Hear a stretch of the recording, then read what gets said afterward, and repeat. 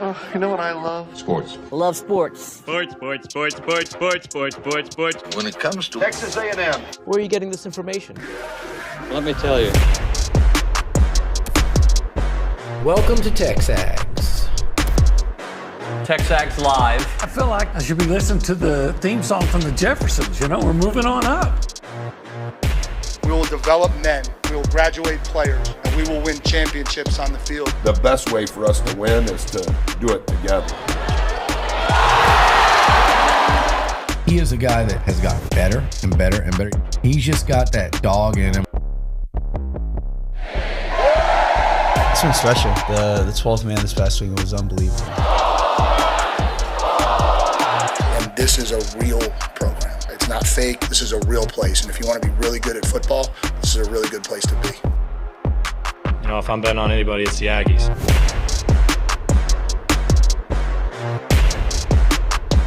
All right, OB, so 10 days ago or longer, let's just say, if we were to say what we were craving for A&M to add to their team, sorry to make it so obvious, what would have probably been the number one pick if we're talking about a position group? Fast receivers. Number one. What have they done over the last couple days? Gotten some fast receivers. Young, somewhat unproven, but talent for show. Yeah, and you know, that accent was horrible. Sorry. Yeah, really excited about both of them, especially Micah Hudson. But I saw Mario Craver score a touchdown against A&M last year. He had like 40-something yards, right? Yeah, but you could see that this guy, I remember coming back saying, man, they got something to build on at Mississippi State. They got this Van Buren, they got this Craver, they got something going. And of course, now they're both gone. Yeah. So, poor Jeff Levy. But Micah Hudson, I'm really excited about. Fast guy, great hands, great prospect. Yes, he only had 8 catches. Mike Evans didn't even play as a freshman. I bet you could go back and look at some of those freshmen from, or some of those receivers at like, say, LSU. I'm talking about the big name ones like Justin Jefferson, Jamar Chase. Just look at them and go back and see what they do as freshmen. Well, let's break down Mario Cravers. All right, 5'10", 170 pounds from Birmingham, Alabama. Slot guy, yes. As a freshman, played in 9 games, 17 receptions, 368 yards, 3 touchdowns. One of those against who? Texas A&M. Yep. His average yard per catch, 21.6. Yeah, he's a exciting guy, and you know, don't look at his numbers aren't bad, but also understand that was Blake Shapen was their quarterback. Yeah. I don't think he was a great passer, ran pretty well, and then he gets hurt. Now you're having to introduce a true freshman. You know, so there's a lot of dynamics going on. 37 targets, 4th on the team. As you mentioned a moment ago, he was in the slot 14% of the time. Average depth or target, 18.6 yards. So get him downfield. Yeah. To me, that's kind of hot, man. I want a receiver that can get downfield and make big plays. Get deep. Get deep, baby. Here's one more that I think you're going to like. All right. 13 of his 17 receptions went for a first down. Yeah. Huh. Yeah. What a concept. First down guy. So does that mean they're just not throwing the lateral side pass, you know? They're actually going to go beyond actually the 6, try maybe? to move the ball downfield? His 21.6 yards per reception, 2nd in the SEC and 7th in the country among receivers with at least 30-plus targets.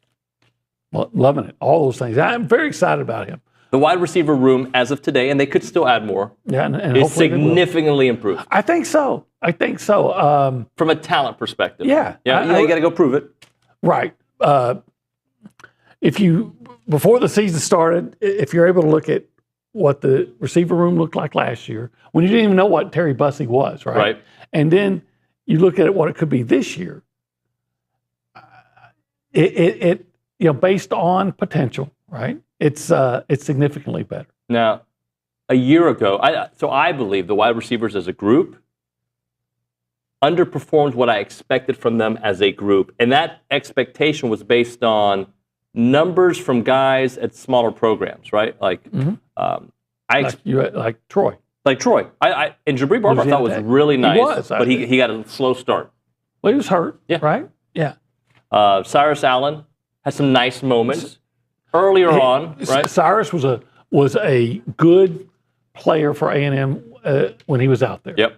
Jade, I don't think had the look. I love his play. I expected him to take a bigger step than he did last year. But again, when you have inconsistency at the quarterback position, it's hard for wide receivers to get in a groove. I think Jade Walker was the quote epitome of a quote possession receiver. Can he get deep on occasion? Yeah, but for the most part, he's a tough guy that's going to make a tough catch over the middle, even though that's not as scary as it used to be because you're not supposed to hit anybody anymore. But just that kind of guy. And I think he was good in that role. But that's not the kind of guy that's going to stretch the field. Sure. So now you add these two with Noah Thomas. Okay? Mm-hmm. It's not about, I mean, if Noah Thomas, I think on certain days he's a 1A receiver. On certain days he's your second and third option, right? Yeah, I think Noah Thomas, and this is going to come maybe interpreted as a shot at him, and it's not. I think Noah Thomas is a number 2 or a number 3 guy.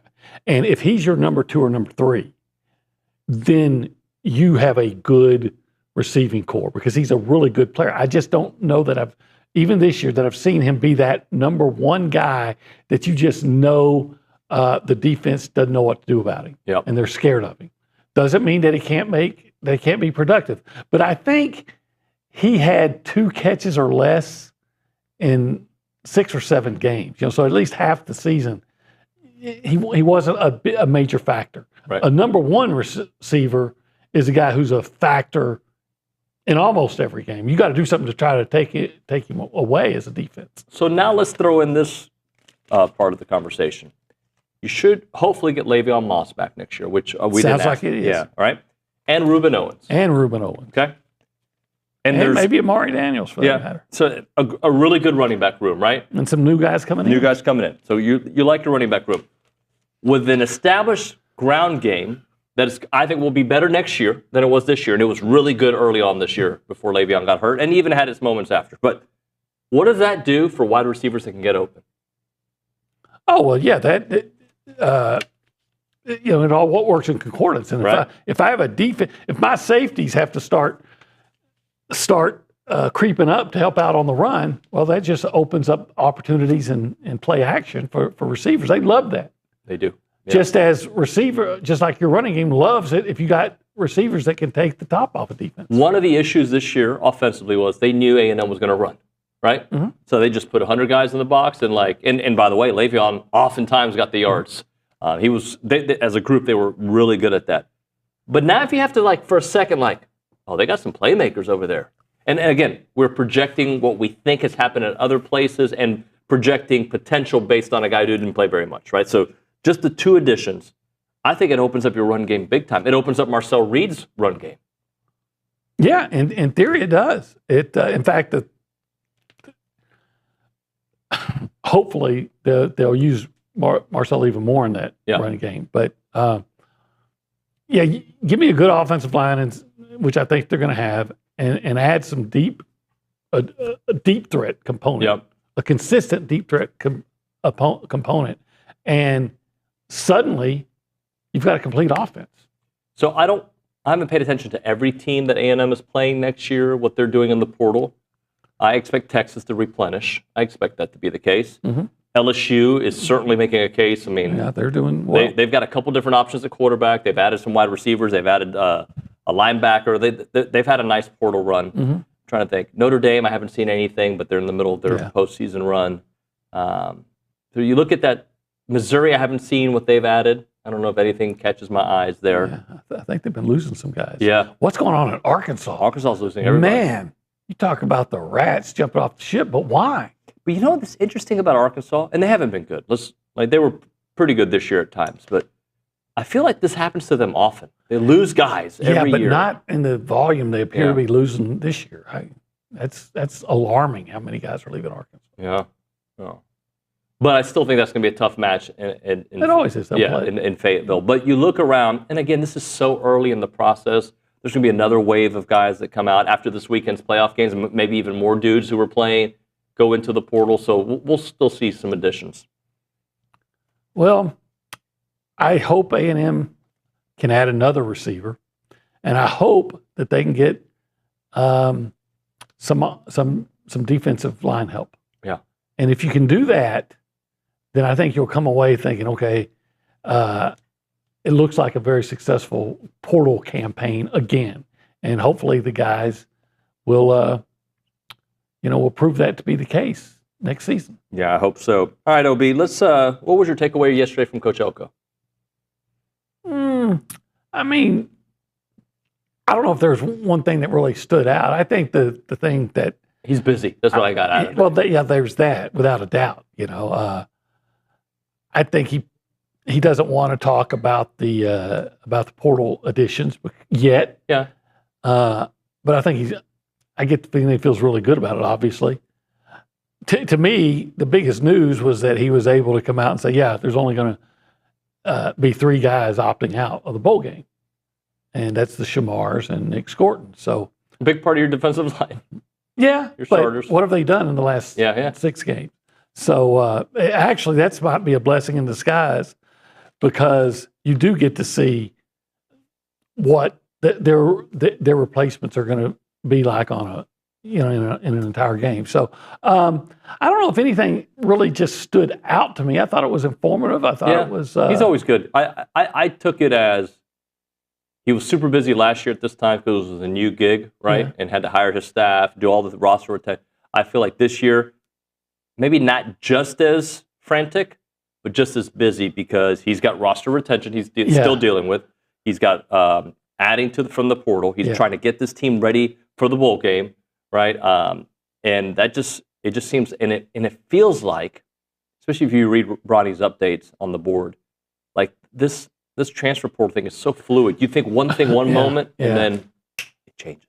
Yeah, because one thing I did that stood out to me was he was asked, I think Brett Zerman asked him just about, hey, what do you do to fix what's going on in the portal? Yep. And he was saying, somebody has to fix it, because, that we need a national rules and all these things, right? And what I take away from that is, and maybe this is unfair, but you just can't trust coaches to do the right thing. Yeah.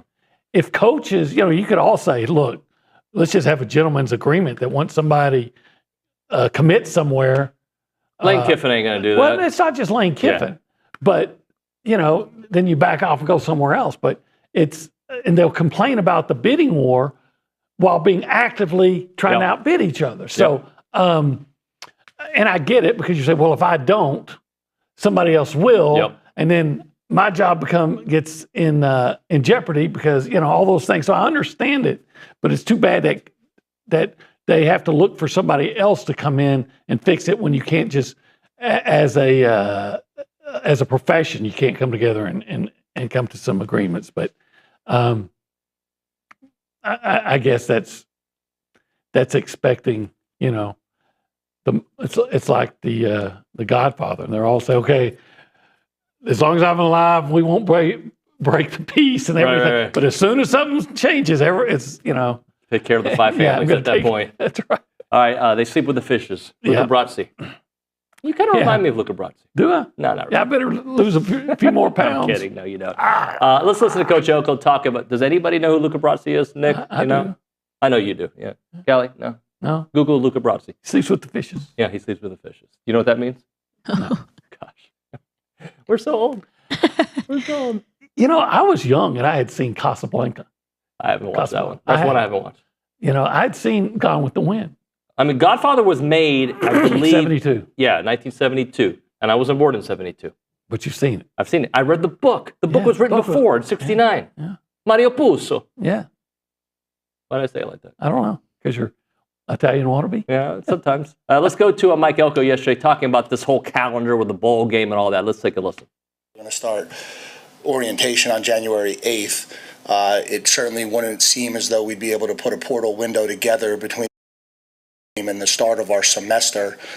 Certainly that's going to matter, when the classes start for the spring. But obviously this is less than ideal to be going through what we're going through right now, roster-wise, with games still coming up down the stretch and all of that stuff. And so I don't have a great solution. At some point we're going to have to figure out some level of centralized leadership for college football, because this is getting out of hand.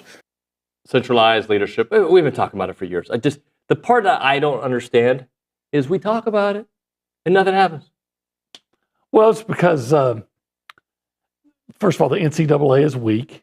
You should have saw Rick, what's the new guy's name? Baker? Not Rick Baker, it's Cotton Bowl. But No, it is Baker, though, isn't it? yeah, Baker, but I don't think it's Rick. I can't think. Anyway, the new, getting roasted Chuck before. Baker, maybe? Nah, I don't know. whatever. But he was just getting roasted before Congress yesterday. So here's what they need to do. They need to just do away with, abolish the NCAA.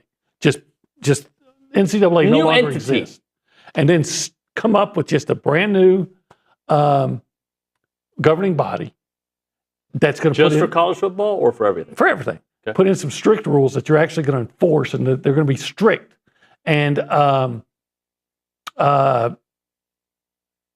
like Coach said, make everything centralized, officiating, everything. So Like a real league. where they put in salary caps that are going to be. If you get caught messing around with, if they put a hard salary cap and somebody gets caught messing with it and breaking a rule, you don't lose scholarships. You lose, you don't go to bowl games. You can't be on TV. You don't get to, or I always say that the ultimate punishment is you don't get to share in the conference revenue distribution. Oh, there you go. Now that Hit somebody in the pocketbook. right. So, but you can't be complaining about there not being there not being any rules on things like that, or there's no uniform structure when you're going to stick with the NCAA, the very body that puts you in this situation. Right. 17 minutes in, and I haven't told the people what they're watching. I'm yakking too much. You are not watching Lethal Weapon 2. Okay, you're not. You're watching TexAgs Live, presented by David Gardner's Jewelers, Rollo Insurance Studio, The Go Hour, presented by The Warehouse at CC Creations. He's Olin Buchanan. I am David Nuño. Today is Wednesday, December the 18th? 18th. 2024. Yep. And currently we're in the Holistic Planning Cool Zone. Yeah. Yeah. What do we do? Well, you can go there to help with investments, taxes, and your estate. And among those investments can be investing in pro sports franchises. Let's all do it as a collective, right? Maybe I should use a different word. Let's all do it as a group of friends. Just a group of friends. Owen, Billy can have most of it, but like own a team. He always will. Yeah, that's of course. Let's go around the room. I know we're a little late, and say hi to the people. If you want to be part of the conversation, call us up 979-693-1150. Yeah, call us. Somebody asked on the boards, do we take calls? We don't always take calls, but we're willing to take it if it's a good call. Yeah. And if it's not a good call, we laugh and have a good time with it as well. Yeah, Callie Gardner over there, she kind of looks like Debbie Harry from Blondie. Debbie so Harry. I'm saying, call me. Well said. Do you know? I know that one. Okay. All right.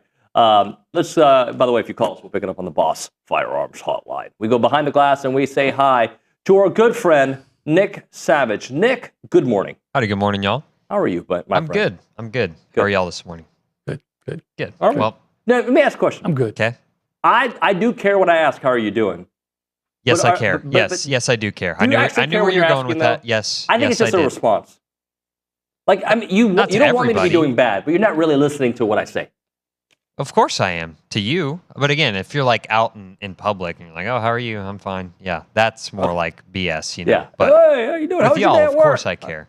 I'm not a good chit chatter. If someone said, if I said, how are you? And they said, not doing very well. Then you would be in. Then I'd say, well, what's going on? But if they're doing really well, I say, hey, congratulations. Good. I'm doing great. I think. But if you're just saying I'm well, then I think you just move on. Okay. Agree? Yeah. Sorry. Sidebar. Nick. Again, not too much to say today. High school football playoffs, state championship games start today at AT&T Stadium. I love watching. It's 4 straight days of high school football, but they start with the Class A 6-man stuff today. That can be just as entertaining because it's they're scoring in the 80s and 90s Yeah, and stuff like 6-man that. football got me in trouble in Austin. Oh, yeah. Yeah, a lady called up and said, what do we have to do to get you to cover 6-man football? I said, get 5 more players. But yeah, I always enjoy that. And I just want to say a quick happy birthday shout out to my wife, Maura. Oh, happy birthday, Maura. I love you. Oh, that's nice. Nick's a good guy. That's nice. I don't care what the other people at the office say about him. I think he's a good She's guy. probably not even watching, but just to put it out there. The beauty of YouTube and TexAgs.com, you can rewind it and show her later. You can show her how much you love. All right, let's go to the Angry Elephant News and Social Center. Calita Gardner. Callie, good morning. Good morning. How's it going? Did you? I don't know. It's kind of the whole Deborah Harry thing. Yeah. Did you Google Luca Brasi? I did. I don't. Good looking man, right? He's. He could stand to eat a salad or two. I mean, I wasn't going to go there. For some reason on He didn't eat Google, the fishes, the only but he photos slept of with him them. are like close up on his face. There's not like a. While he's being So I strangled, can't probably. say yes or no to that. He's what? While he's probably being strangled. There's one. Or is his eyes bugging out? Yeah. Don Corleone. I forgot what he says there. All right. Anyway, Carlita, what do you have for us? We were talking about this earlier, but A&M added a transfer wide receiver, Mario Craver from Mississippi State. In his one season in Starkville, he had 17 receptions for 368 yards and 3 touchdowns. He averaged 21.6 yards per catch, and he had 5 receptions for 42 yards and a touchdown against the Aggies this past season. He doesn't just want the football; he craves it. He needs because he's a craver. He is a craver. That's a really good one. There was a movie that just came out, Craven. Yeah, The Hunter. Yeah, apparently it's terrible. Oh. In fact, it was so bad before they released it to theaters, they said, we're not going to do it. We're just going to go straight to DVD and digital. The more you know. The more you know. Callie, anything else? Yes, Dick Vitale named Texas A&M head coach Buzz Williams as his National Coach of the Week on Tuesday after the Aggies put up a 70-66 win over the number 11 Purdue team in Indianapolis. That was just a really exciting game overall. The Aggies have 2 non-conference games left, Friday against Houston Christian and Saturday the 28th against Abilene Christian. Yep. All right, well, we'll talk a little bit more about Buzz on the other side and got some more football things, obviously, to get into. We'll hit a break. When we come back on TexAgs, we'll talk about that. Let's talk a little Prize Picks, prizepicks.com/TexAgs. Use the code TexAgs to get your $50 once you play in $5 lineups, 2 to 6 player stat projections. And they always have some good things going on there at Prize Picks, like Pixmas, which you can follow along during the holiday season. Keeps them moving. There's a lot of great stuff going on with that. 5 and 6 pick power plays. You also have the Joe Kick free pick, which means if he scores more than a point, you're basically winning. So get a free square doing it that way. Prize Picks just makes you enjoy the games a little bit more.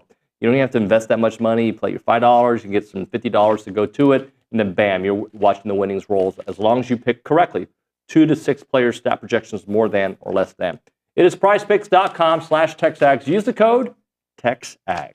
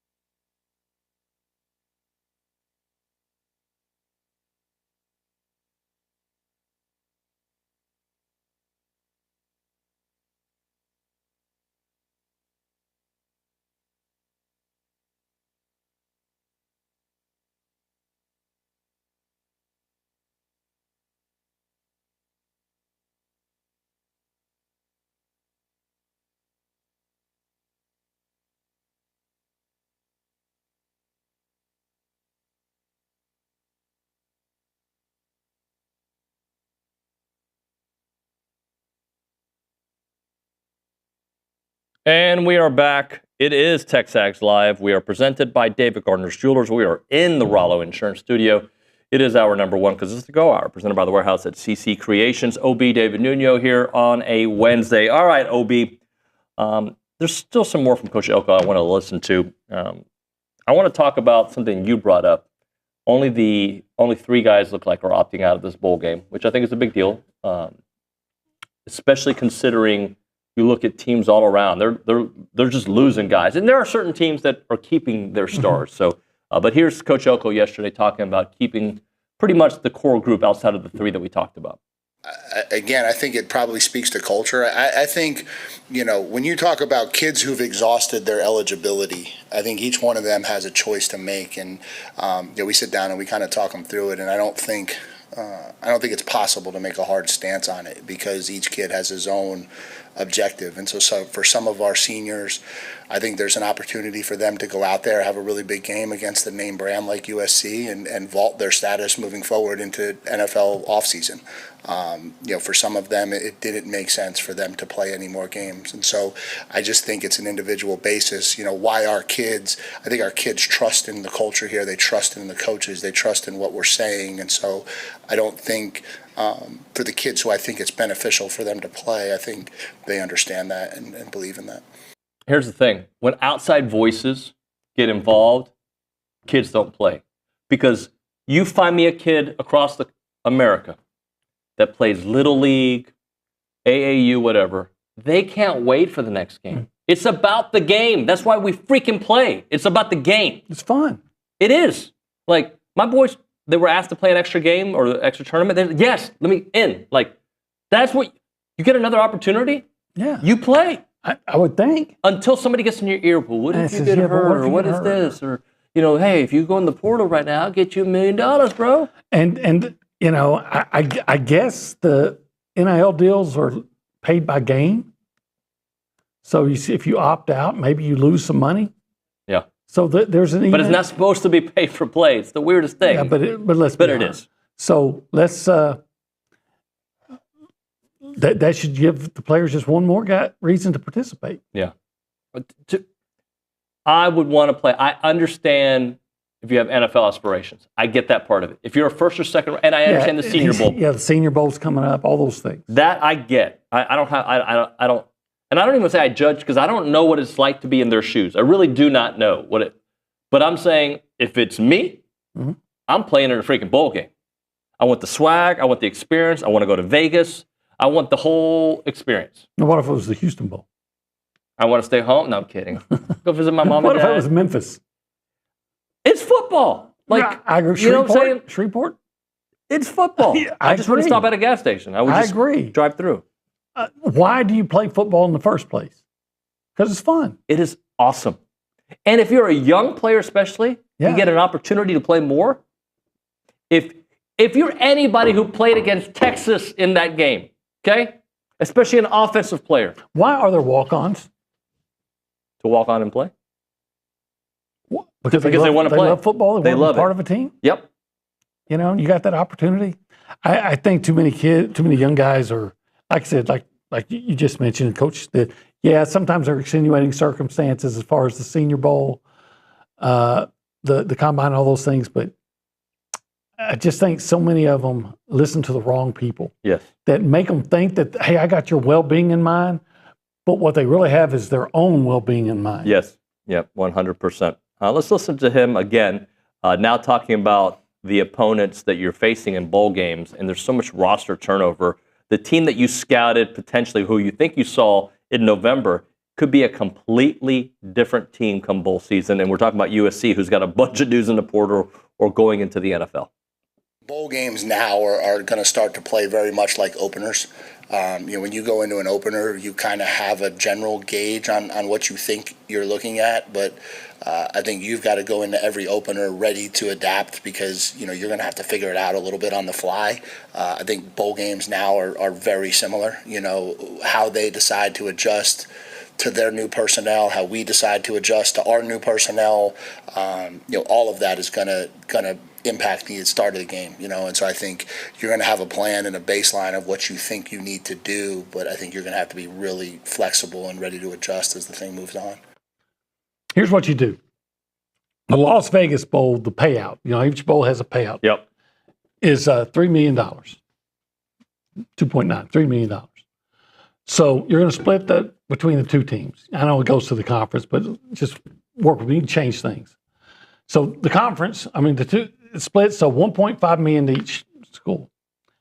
Half of that, so $750,000, goes to the players. In fact, maybe even wait till the winner gets 55% to 45%. There you go. And half of whatever you get goes to the players that play in that game. You got to play though.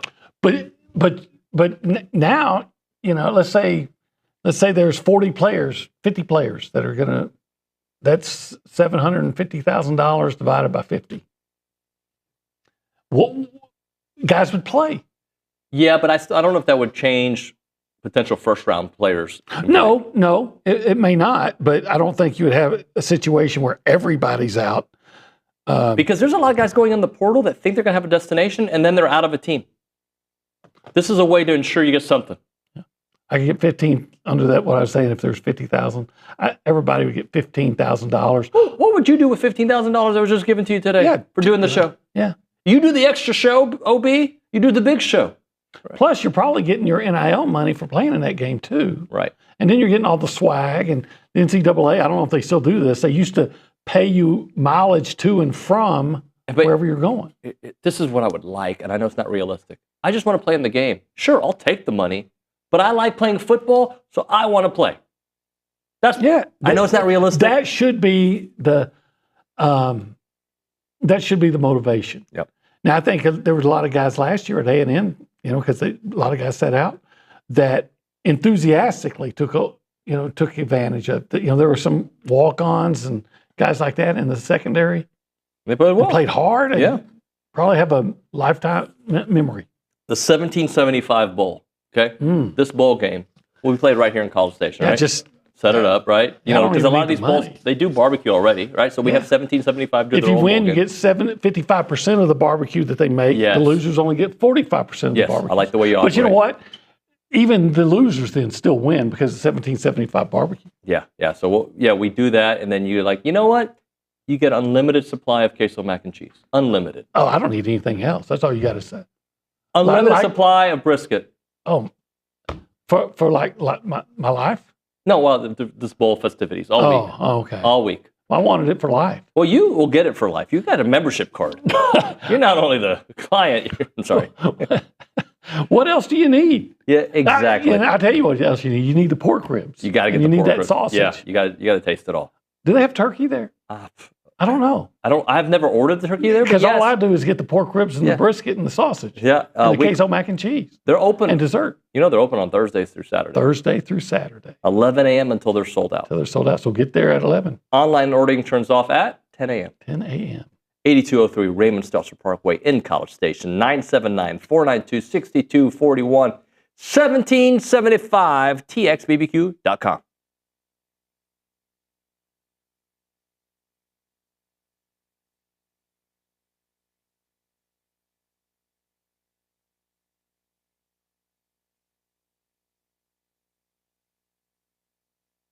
What's up, TexAgs? This commercial break is brought to you by my good friends over at Aggieland Chevrolet, the official automotive sponsor of TexAgs.com and me, Billy Lucci.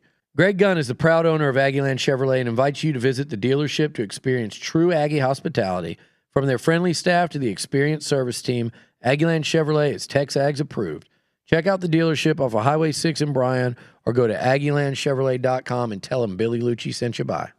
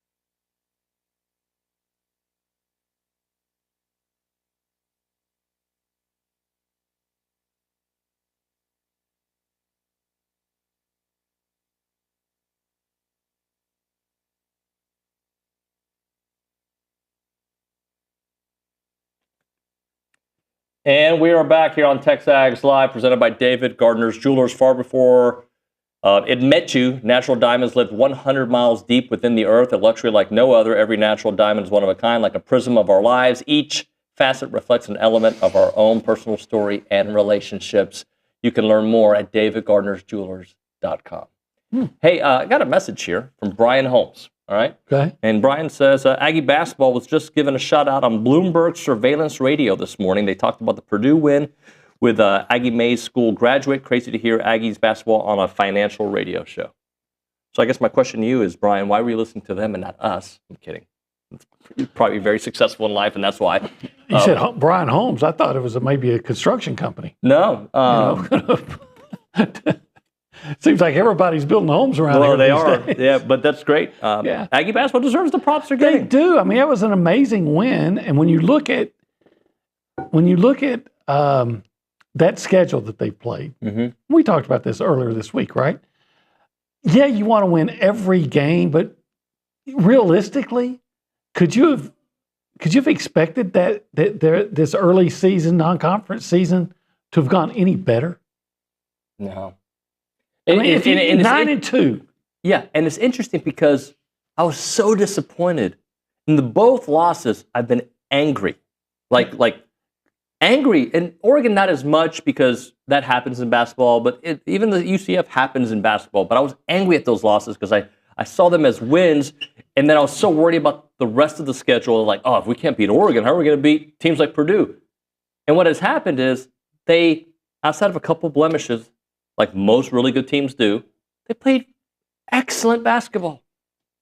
They really have. And again, you look at that, the teams they've beaten. We focus sometimes like, gosh, you had Oregon and you had Central Florida on the line. You were bringing them into the boat. Yep. And they got off the hook at the very end, right? And you get frustrated. But again, if you look at the whole picture, you're 9-2. You've beaten Purdue and Texas Tech and Wake Forest and Creighton and a good Rutgers team. Yep. I mean, that's a very difficult schedule, and you went 9-2. And then you and I yesterday at the Elko press conference are looking at the sites of the NCAA tournament. We're like, I don't want to go here, but I'd like to go here. Well, you should be saying, man, let's just hope they get in, right? Yeah. And then go, and we're like, I don't want to, God, we don't want to have to go to Cleveland. Well, if they go to Cleveland, at least we can go see the Pro Football Hall of Fame and the Rock and Roll Hall of Fame. But, oh, gosh, what, Providence? Well, we can go to Boston. Yeah. Because it's all about us. Yeah. Denver, what's cold? Denver's okay, though. Don't want to really go to Seattle. Wichita? Well, don't want to go to Wichita. Oh. What's in Wichita? Nothing. I went there for, sorry for any of our Wichitalians. What do you call Wichita people? I like Wichitalians. Unfortunate? Yeah. I went my dad lived there for a while, by the way. Was it 2018? When U of H played Michigan and then A&M played Michigan in the next round. We went there for the first round of the tournament. It was not a fun. It was not. It was like the arena, and that's it. It may be awesome. I know three things about Wichita. I know that Barry Sanders was from there. Sergeant Carter from Gomer Pyle, his hometown, he mentioned was once Wichita. Okay. And BTK Killer was from Wichita. He's from Wichita? That was in Wichita. Huh. That's all I know about Wichita. And it's in Kansas. There's four things. But how foreign is it for us to be in the non-conference already thinking, this team could be a 3 seed, a 4 seed, a 5 seed, a 6 seed? Look, and I know it's going to get bumpy during SEC basketball. Yeah. I mean, that's just... That's the nature of the beast. It's the nature of the beast, and, will there be moments where man, they got to win these next couple games, or it doesn't feel that way this year, so far. Yeah, of course, then you look and see how the SEC's been doing in non-conference games. By the way, did South Carolina pull that one out last night? Can anybody know? I didn't see, but I do know that the SEC... I think they went into overtime against Clemson, I think. They did. So, okay, so thank you. By the way, I saw a tweet last night that said the SEC in the month of December, right, Luke, is 50-4. That's right. 50-4. And against the against the ACC, 30-4. It's amazing. So that just goes to show what you're getting into coming up in January. But okay, you're one of the teams. People say, oh, "God, we got to play A&M." You are one of those teams. Yeah.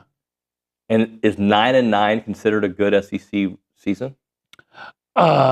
This year, that's very, very respectable this year. However, I do think this A&M team's good enough to think, I'd be disappointed at 9-9.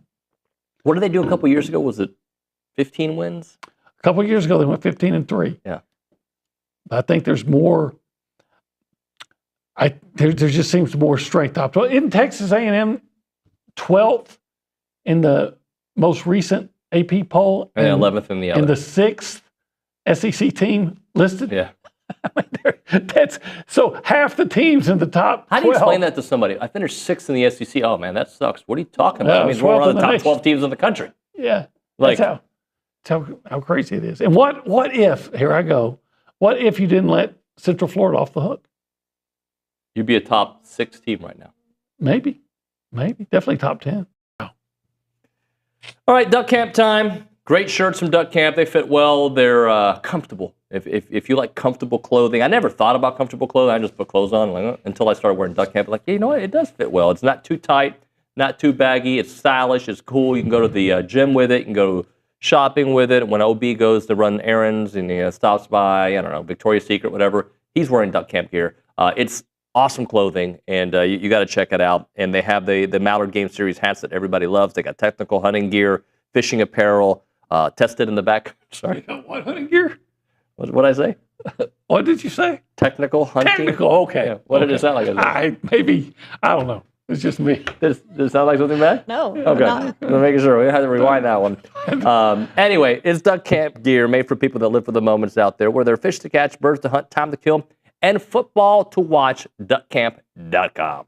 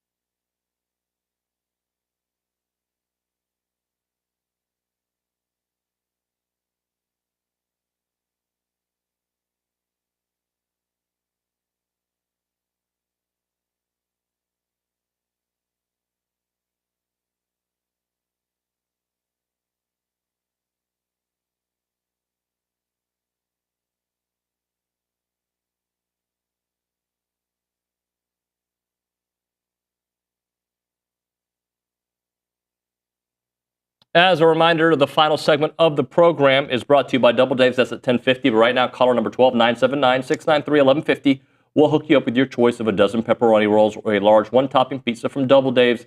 They've been serving Aggie land since 1984 with your favorite pizza and, of course, those world-famous pepperoni rolls. Reliable in-house delivery, bringing piping hot goodness straight to your door. Just click on doubledaves.com and your favorites are on their way. We go back to the Angry Elephant News and Social Center. What are the people saying?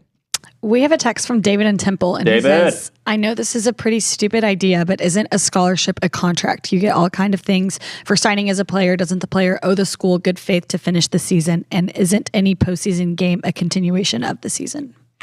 It is, but here's the deal with the scholarships for a long time and I guess they're still this way. They're year to year, right? Mm-hmm. And so you can, if you wanted to, the coach can say, hey, we're not going to renew your scholarship. So that in itself gives you no reason for loyalty if it's like that. Now, I know a lot of different places are saying, hey, if we give you a scholarship now, I don't know if A&M's one of them, but it's good for the duration as long as you want to be here. I just think, I agree with him, Dave from Temple, on the surface. But, you got to understand times have changed. I think contracts could go a long way, though.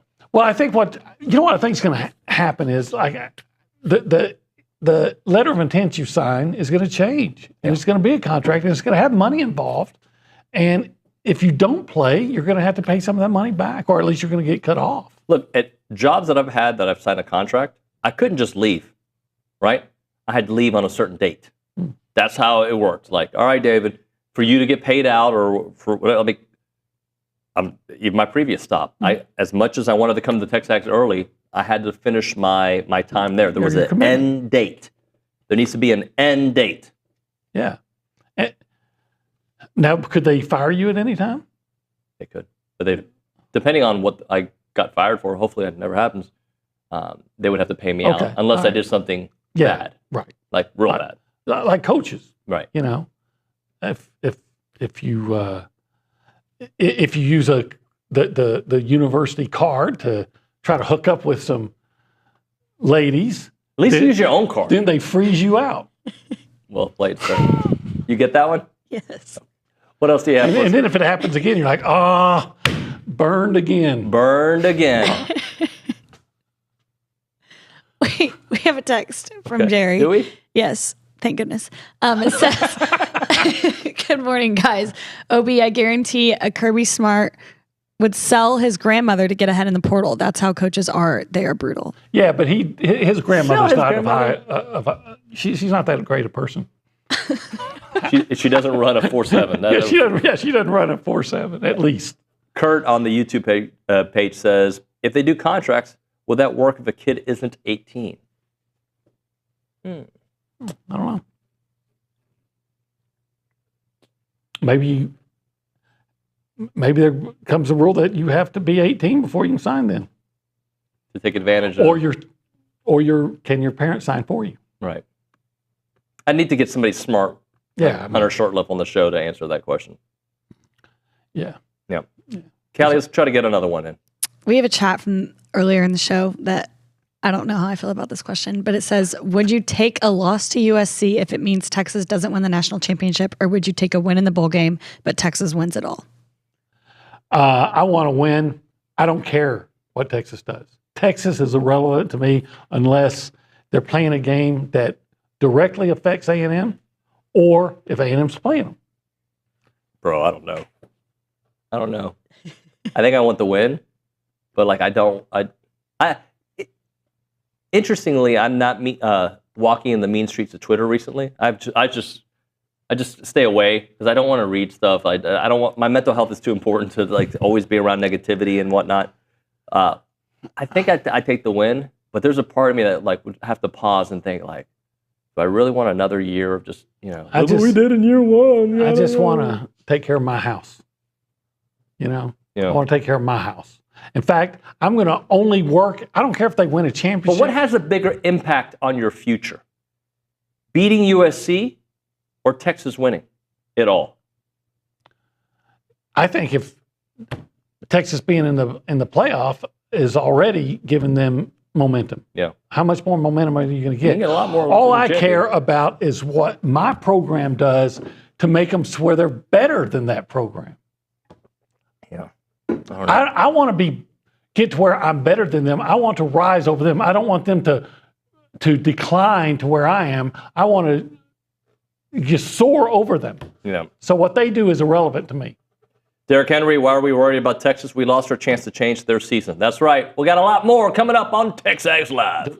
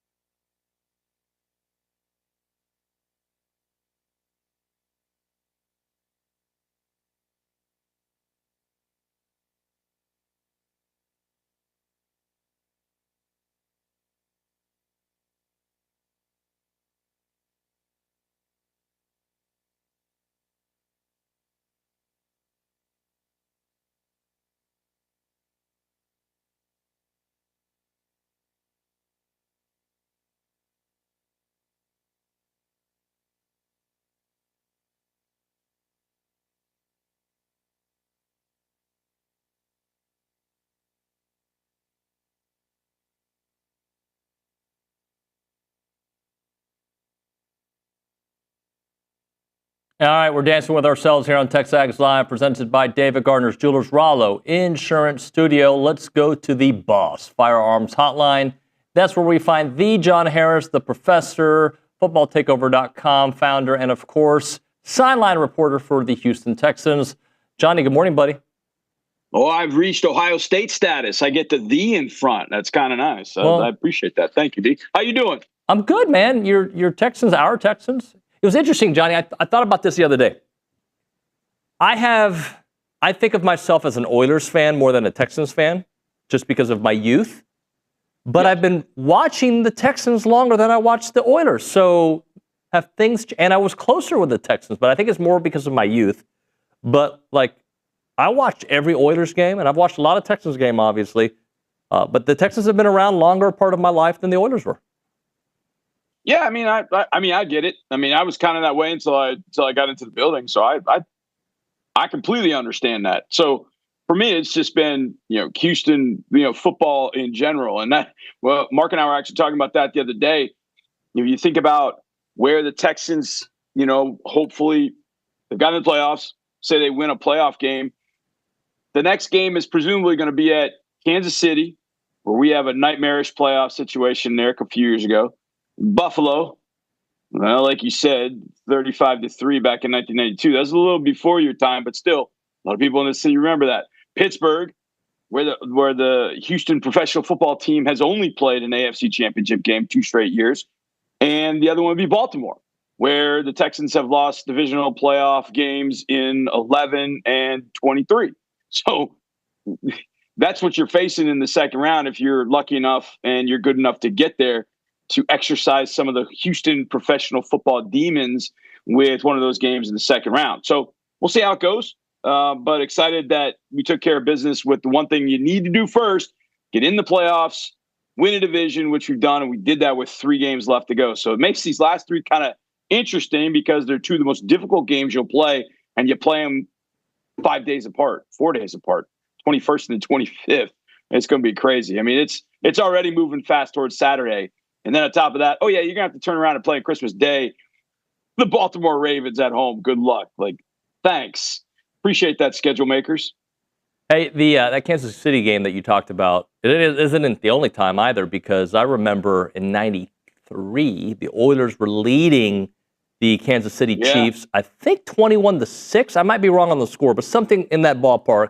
Joe Montana led that. I believe it was Lake Dawson who gave them the win late. I might be wrong on the receiver, but I remember Lake Dawson being a part of that team.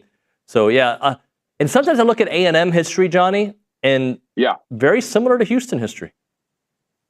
Yeah, there's a lot of similarities. The receiver was not Lake Dawson. It was Willie. It was number 84. I want to say it was Willie. I don't know why I'm blanking on his name, but I just remember him making a catch on the sideline. Marcus Allen was tremendous. That game, thankfully, happened, about a quarter of a mile that way, not even a quarter of a mile that way, at our neighbor, the Astrodome. Yep. But we have our own history. The Texans do with Kansas City in playoff games. 2015 here, they run the opening kickoff back. That was my first playoff game down on the sidelines, and I'm jacked up, and the towels are waving, and Niall Davis from over in Fort Bend County takes one to the house. I thought, ooh, okay, that's not the great way to start the game. So kind of had issues with Kansas City here and away. But, this team, I think, is the type of team that has the ability to kind of turn up the volume when it needs to, especially offensively, and it's going to have to over these next couple of games in particular, and then into the playoffs, because they've shown offensively oh, man, that's a really good drive. And then there's 2 drives of 3 and outs, false starts, drop passes. And man, what just happened? That first drive was great. What happened to the second and third? So they got to find a little bit more consistency offensively. But this defense, as a lot of people have noted this week, this is a Super Bowl level defense, a Super Bowl caliber defense. We're going to see another one this week for the Kansas City Chiefs. Man, that defense is everybody talks about Mahomes and the offense and Kelsey and all that, but the Swifties know if they've been paying attention, that's a hell of a defense in Kansas City. All right, what did you think about Devon this weekend? I know the Texans got a much-needed win, a big win over the Miami Dolphins, but it was nice to see Devon out there and just the first year and a half that he's put together in the NFL, almost 2 years. I remember you and I talked about him when he's coming out of the draft, and if you go back and listen, I remember there was one show where I actually had said I thought Miami was going to be a good destination for him because I felt like Mike McDaniel was going to be able to use him in a lot of different ways. He'll line up in the slot. They'll throw him screens. He doesn't have to be the bell cow ball carrier, but he can be. And he took some shots running in between the tackles. I'll tell you this, our defense was on one on Sunday, and they were flying to the football. So he took a few shots because that offensive line for Miami is not very good. But he was tough. He was getting up. I think the play that will stick with a lot of people in this building, though, is him running down Kalen Bullock after the interception. because now Devon had an angle. That said, Devon was basically jogging and got to a point where he kind of stopped and slowed down so he could kind of pin Bullock into the sideline. And Devon saved 4 points. If he doesn't hustle down there, Bullock goes in the end zone, that's a touchdown. But instead, they stop us on 2 plays, have to kick a field goal. So, I mean, that play saved 4 points. I don't think anybody really talked about that, but it saved 4 points. But I think Devon's in the right spot with all that speed, the way that McDaniel knows how to get the ball to him in different situations. If they could just get an offensive line in front of Tua and Devon, man, they could be really, really good. This offensive line has been banged up, and even what they had there was not great. But I think he's really impressive. He had everybody here on full alert that he was going to be ready to go, and we really worried about his screen game, like throwing it to him on screens, and then him as he's done a number of times this year, turn a little dump off screen, and all of a sudden that becomes a huge play, and it's like, man, it shouldn't be that way. But he's so darn electric and so dynamic that it's really tough to stop. I think it's a good spot for him. I think he's going to get better and better, and he's going to be a real handful once they start getting some offensive linemen in front of him that can walk and chew gum at the same time.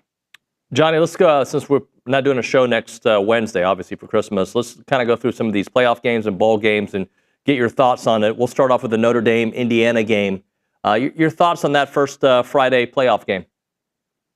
Well, it's going to be interesting with, the first of an on-campus type game. I think Notre Dame's getting a couple guys back, it sounds like, in Jeremiah Love, the running back, who is a little bit like Notre Dame's version of Devon Achane. I mean, it's that he's kind of that guy for them. They're getting him back, it sounds like, and they're also going to get Howard Cross, who is a little smallish for a defensive tackle, but when he's on, he's as good as it gets on the inside. And I think that's going to give Indiana some issue. That Indiana defense is really good. And I mean, all the JMU transfers that followed Cignetti from JMU to Indiana have all been studs. But I think in the end, Notre Dame's just going to outlast them. I don't think that Notre Dame will outplay them for 60 minutes, but I think Notre Dame will just outlast them and end up making a few plays in the fourth quarter. And I think the Irish will come out of there with a win. And I think what's going to be interesting is, how are the dogs barking in these playoff games? Because you got some significant dogs. Clemson's almost a 12-point underdog. Indiana is like, I think, a 7-point underdog. Tennessee is probably, I think, the smallest underdog.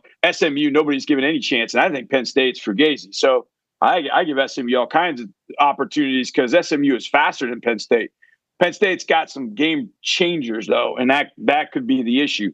But I'm curious how these dogs will bark with these playoff games. Indiana is going to hang in there. People that haven't watched Indiana this year, that is a solid football team led by a really experienced quarterback, excellent running back tandem. Offensive line is, whole is greater than some of its parts. They've got good receivers that came over. Elijah Surratt, who came over from JMU. That's a good football team. And I know people are like, well, Big Ten, they didn't play anybody. But that's a good football team. They beat up Michigan. They didn't win by a lot. They beat up Michigan. They tore through Washington, and they had opportunities against Ohio State, but they just made turnovers in the second half, and that just killed their chances. So I think the thought is, well, Notre Dame's playing as well as anybody. But now they've had a little bit of time, maybe a little rust sets in, and Indiana's playing with house money. And if you want somebody playing with house money, Kurt Cignetti he's feeling it. So I don't think Indiana wins this game. I think Notre Dame makes a few plays at the end to win it. Talking to John Harris on the Boss Firearms Hotline. All right, let's take a look at this Penn State SMU game, because you just mentioned it right there, the athletes on SMU. But Penn State obviously has got they're more battle tested without a doubt. Yeah, I mean, I think so. But if you look at Penn State's schedule, the only game that really mattered, I guess, were 2 games. I mean, Penn State on the road, and Drew Allard looked like absolute dog snot. And then they played in the Big Ten championship game, and Oregon's just doing what it can to get by and put 45 on a defense that's got a number of future first-round draft picks, including Abdul Carter. SMU did not play well the first 3 quarters against Clemson. Did not. Pressure got to them. It dropped passes all night. And finally, in the fourth quarter, Jennings got loose on a few things. They've got more athletes on offense than Penn State's seen in any one game, minus maybe Oregon. And even Oregon, with those athletes, they exploited that secondary and exploited that defense. SMU's got those kind of athletes, and Jennings can run. And that's something Penn State really hasn't seen a ton of this year. So I think SMU gets all kinds of busy on Penn State. If I'm picking an upset, that's the upset I pick. And I know it sounds, well, wait a second, Penn State. I just think Penn State I don't think Penn State was worthy of that seed. I think Penn State should have been playing Tennessee.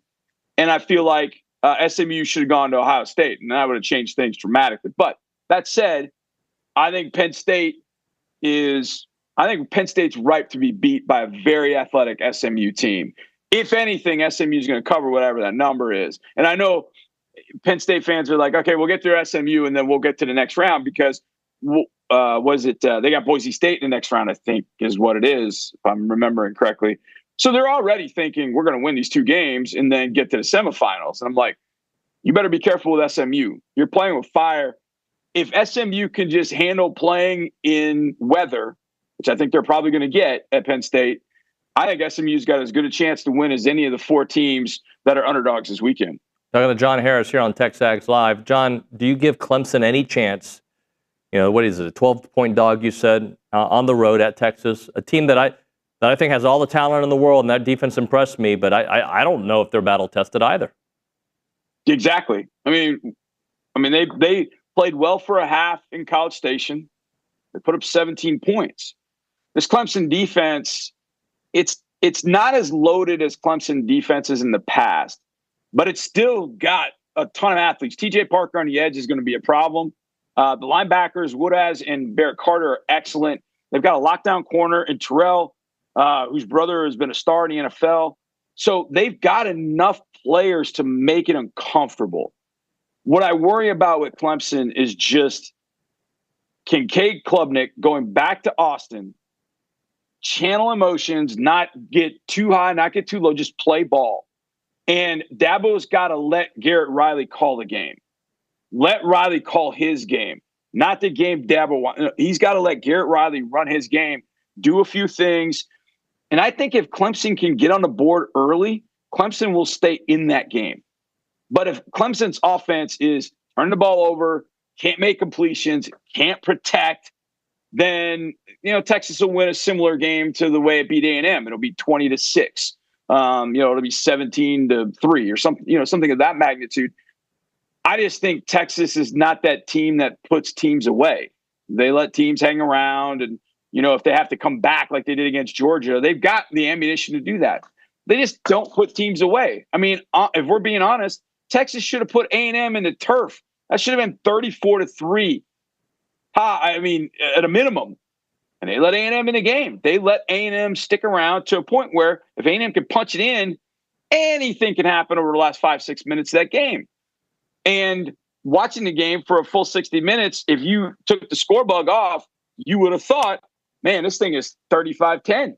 You would have thought, man, Texas is dominating this game. And yet, there they are leaving teams in the game. And I felt like they did that at the end of the year against teams that weren't that great. They do that to Clemson. Clemson's got just enough to pop them. I don't think it happens, but I do think Clemson gets inside the 12. I think Clemson's playing with serious house money. Dabo is just like, man, we're coming to screw this whole thing up. Like, okay, if Klubnik just stays calm, realizes, I'm back in Austin, just play like I did when I was at Westlake, Clemson's going to be a hard out, a tough out. I think Texas wins the game, but I do think that Clemson hangs around and makes it really, really interesting and uncomfortable for Texas before Texas moves on to take on Arizona State at the Peach Bowl, which, again, another team with, Boise State is one bye team and Arizona State is the other. Texas is looking at it going, man, we got this. We're going to the semis because we're going to hammer Clemson. Arizona State's, it's a one year and done. They'll be all nervous. They don't want to play us. We're going to move right on to the semis. Well, you better be careful that that attitude doesn't get you beat by Clemson, a team that's been around and been in these situations before. All right, Johnny, is it the SEC bias in me? But I see Tennessee going to Ohio State and taking care of business. What do you see in this one? It's funny. I was actually talking to one of our scouts the other day. We were kind of chatting about this, and I think Tennessee's got a great shot. Ohio State just hasn't played good football this year. at all. And I don't know if maybe they've had enough time to cleanse themselves from that loss to Michigan, but it's like you're going right back to the same stadium where you lost to Michigan the last time you played a game. You've had a lot of time to shake off the rust. But how good is Ohio State really? I mean, honestly, they went to Oregon and lost by a point. Like, okay, maybe should have won that if Will Howard handles the game at the end a little bit. But you couldn't move the ball against Michigan at all. And Tennessee's defense, you know as well as I do, David, that defense for Tennessee is pretty nasty, especially up front. And I don't know with Ohio State's injuries up front that they can protect. So I'm going to pick Ohio State very close. I haven't written up my keys to the game yet. Those are coming. I got a couple of them that should be going up tonight. But I think Ohio State wins real close. I mean, I'm thinking anywhere between 1-3. But Tennessee is going to push them. I think if Ohio State can't contain Nico, it could be a long evening. We'll be coming back to Kansas City, so we'll catch the second half of that one. But I'm curious how Ohio State, how they tangle with Nico at quarterback. But I think the real key there is whether Ohio State can stop Dylan Sampson. If they can't stop Sampson, forget it. It's over. But I think I'm going to pick Ohio State to win that thing just real close. Because I feel like they've got too many NFL caliber athletes. They were embarrassed by Michigan. It's happened the last 4 years, and then they've bounced back and played pretty well in playoff and bowl games. So I'm going to go with Ohio State, but just barely against Tennessee. All right, Johnny, let's close out with the A&M USC game. A&M's going to be without 3 players, basically, and the guys who entered the portal. USC, it looks like a lot of dudes are leaving for the pros, or they're leaving for the portal. How do you kind of caddy this one, where there's so much unknown? Yeah, I mean, last year when USC played Louisville, Miller Moss, like, what's Miller Moss going to do? Miller Moss, Tiller Moss, Miller Toss, like, who's this dude? And then he lit up Louisville. I think A&M, there's a lot of ways to kind of approach this bowl game. If I'm Mike Elko, it's been a long, hard season, but you get extra practices. You can start taking strides towards 2025. You get some young dudes the opportunity to play with Nick and Shamar out and moving out to the NFL. I feel like A&M is going to, this just obviously it's my opinion, I think A&M is going to house USC. I think the Trojans have shown in bowl games before, and I'm going back the last 15, 20 years. They couldn't give 2 rips about being a bowl game that's not the Rose Bowl. They don't care. Now, last year they looked good against Louisville, which was a rarity. But in Lincoln Riley, I think we'll have them ready to go against the Texas team, and that's where he's from. I just think that USC's got too many moving parts, too many dudes moving on, and I think A&M is going to put a number on them, to be honest. Could I see USC, winning a close game? Sure, but I don't think so. I think A&M, a little bit of time to get some guys healthy, letting them play loose, play free, find some guys that want to prove themselves off the edge to replace the stars that are leaving. And I think A&M jumps all over USC. Obviously, it could be wrong. It could be wrong anytime. I just don't know that USC shows up. Zachariah Branch is out the window. I think Jacoby Lane is leaving. I mean, they got all kinds of guys leaving. I saw something from a USC writer that I follow, like, they going to have enough guys for this bowl game? And I'm like, once you get to that status, you're toast. You're absolute toast. So now, if the A&M players go out to Las Vegas, start acting a fool in Las Vegas before the game, which I don't think they will, but there's a possibility. It's happened before at the Las Vegas Bowl. So they just got to avoid that kind of stuff. But I think A&M will show up. I think Mike will have them ready to go. And then they use this to catapult into 2025. So I think they're going to show up and put a number on the Trojans. Johnny, I asked this of Marcel yesterday, and I'll just bring it up to you. That was kind of our first view of Marcel, right? And he came in on the second play of the game, and he has grown so much, but he put up such great numbers in that game that you saw something there. You didn't know if it was just the backup quarterback effect. He really turned into something this year. What can a game like this do for him entering next year? Yeah, I mean, I think to catapult himself just another level, because I texted you, I think during the bowl, I was calling the game for Sports Radio 610, and I'm like, are we sure the right guy was starting this game? And I know Henderson had done some things, and I know, the hierarchy, quarter QB1, 2, 3. Like, I understand, I get it. But I'm watching Marcel Reed. I'm like, That dude scares the hell out of me. I mean, if I'm Oklahoma State, I'm scared to death of that guy. And I knew it was going back to Connor this year, but when Marcel got his opportunity again this year, I thought, okay, he's gonna take strides. But he wasn't throwing the ball well. When he went back to the sidelines and then went back in for Connor, it was like, I'm not giving this job up.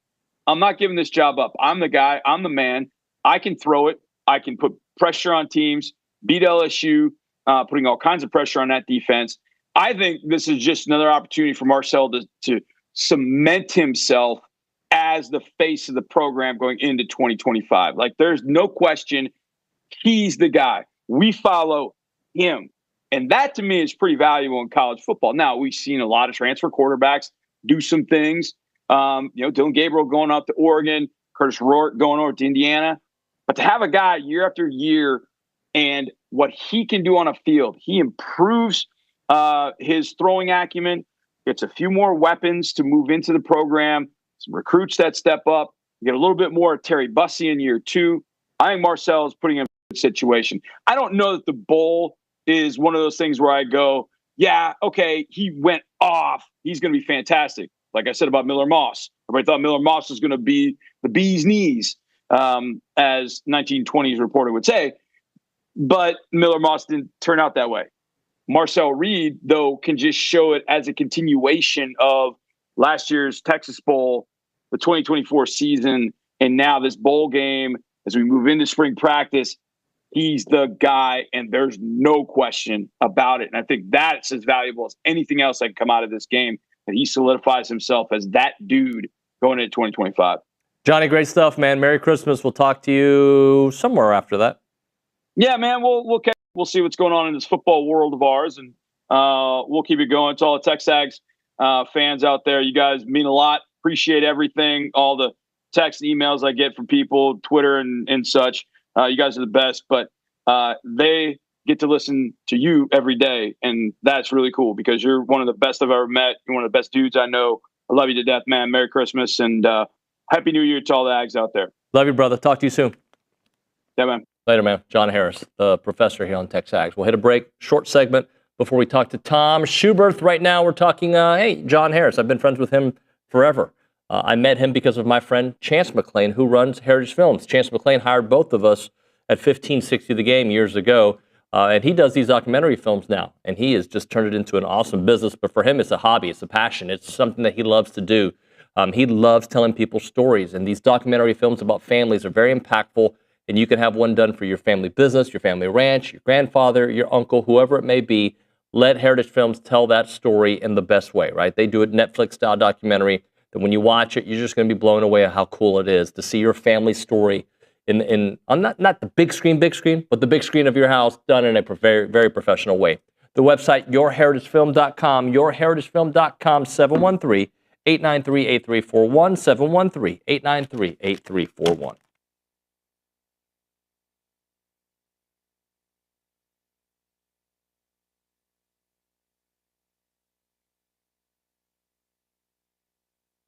Everyone, David Nuño here in a moment right now for Snaps Clothing. They are the makers of the only official licensed Texas A&M Pearl Snap shirts. I'm wearing it right now. This is part of their Tailgater collection. It's built for game day. My friend Edgar over there is doing great work. You've got to check out the clothing. It's the Pearl Snaps. It's the cool look. It's kind of hip, but also Western. You'll love it, and they have great stuff there. They'll keep you comfortable as you're repping your Aggie gear, and it's the place to go to get it. Whether you're watching the game from home or tailgating before watching the stands, these shirts have you covered. Head to snapsclothing.com. That is .com to gear up for the season.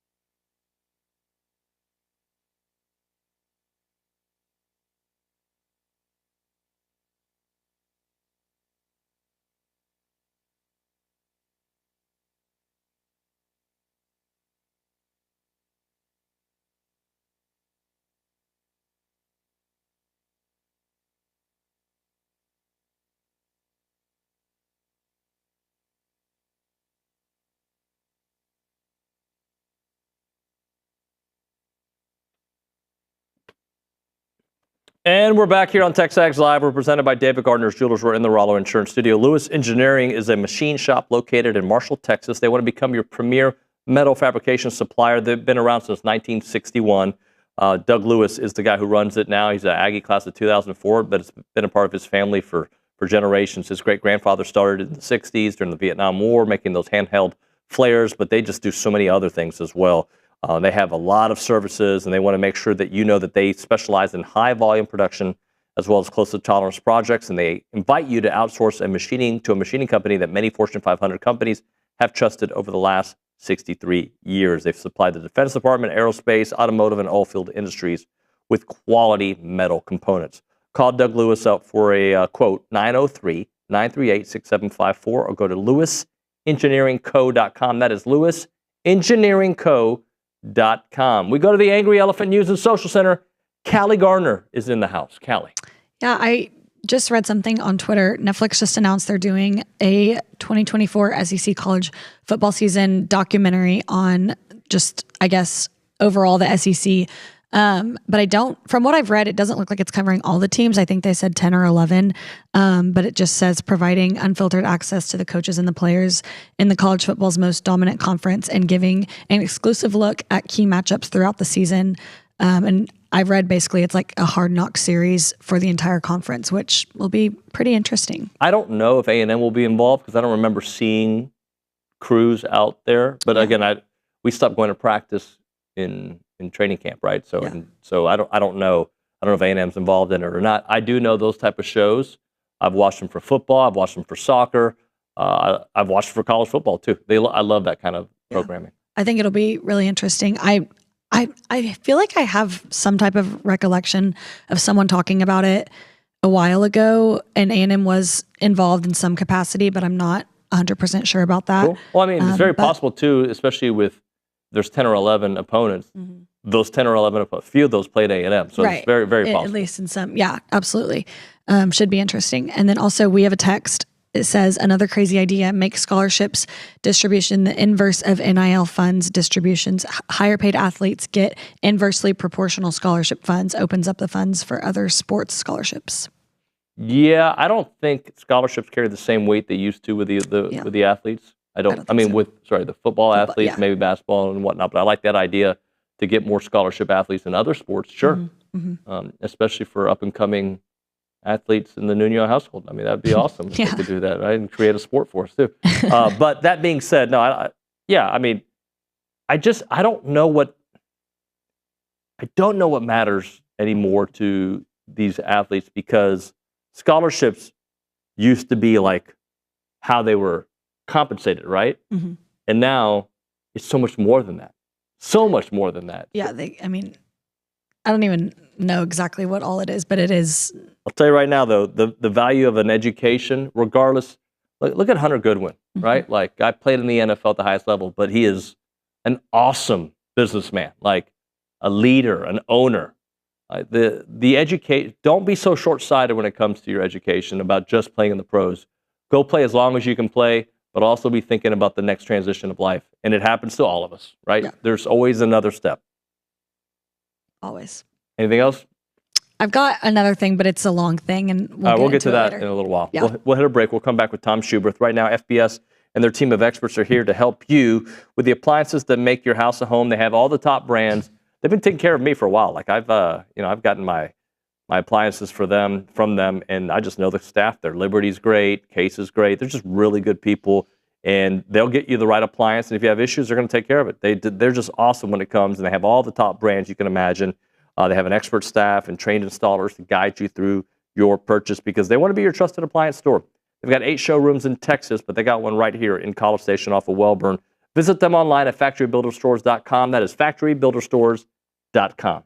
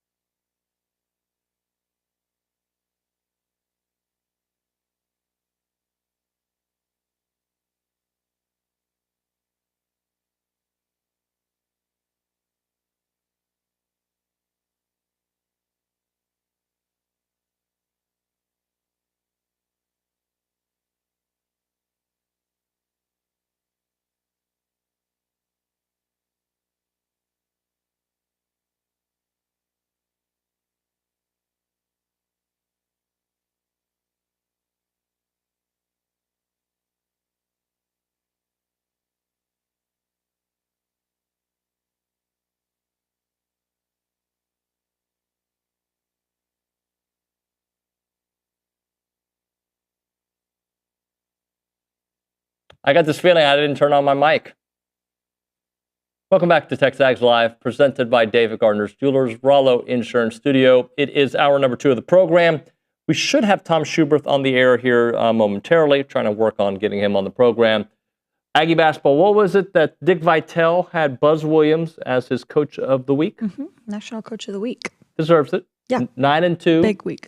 Playing great basketball. Hardest part of their schedule to date. I mean, the SEC's coming. Yeah. It's going to be hard. It'll be hard. But it's been a fantastic start to the year. And this with some two frustrating losses that they've more than made up for. And this team, I'm telling you guys, if you're building a college basketball team and you're not Kentucky and you're not one of these like juggernauts every year, at least of getting talent, the way Buzz Williams was building this Aggie program is the way to do it, with guys that want to be a part of a program and be here for a few years. These are the kind of programs that scare teams in March. Guard-oriented, guys who dive for loose balls on every play, followed by another guy diving for the next loose ball. That is just the way Aggie Hoops plays, and their passion is intoxicating. Let's go to the Boss Firearms Hotline. That's where we find the coach, Tom Schuberth, to chit-chat a little bit about the team. Tom, good morning, buddy. Good morning, David. How's it going? We're good, man. What city are you in now?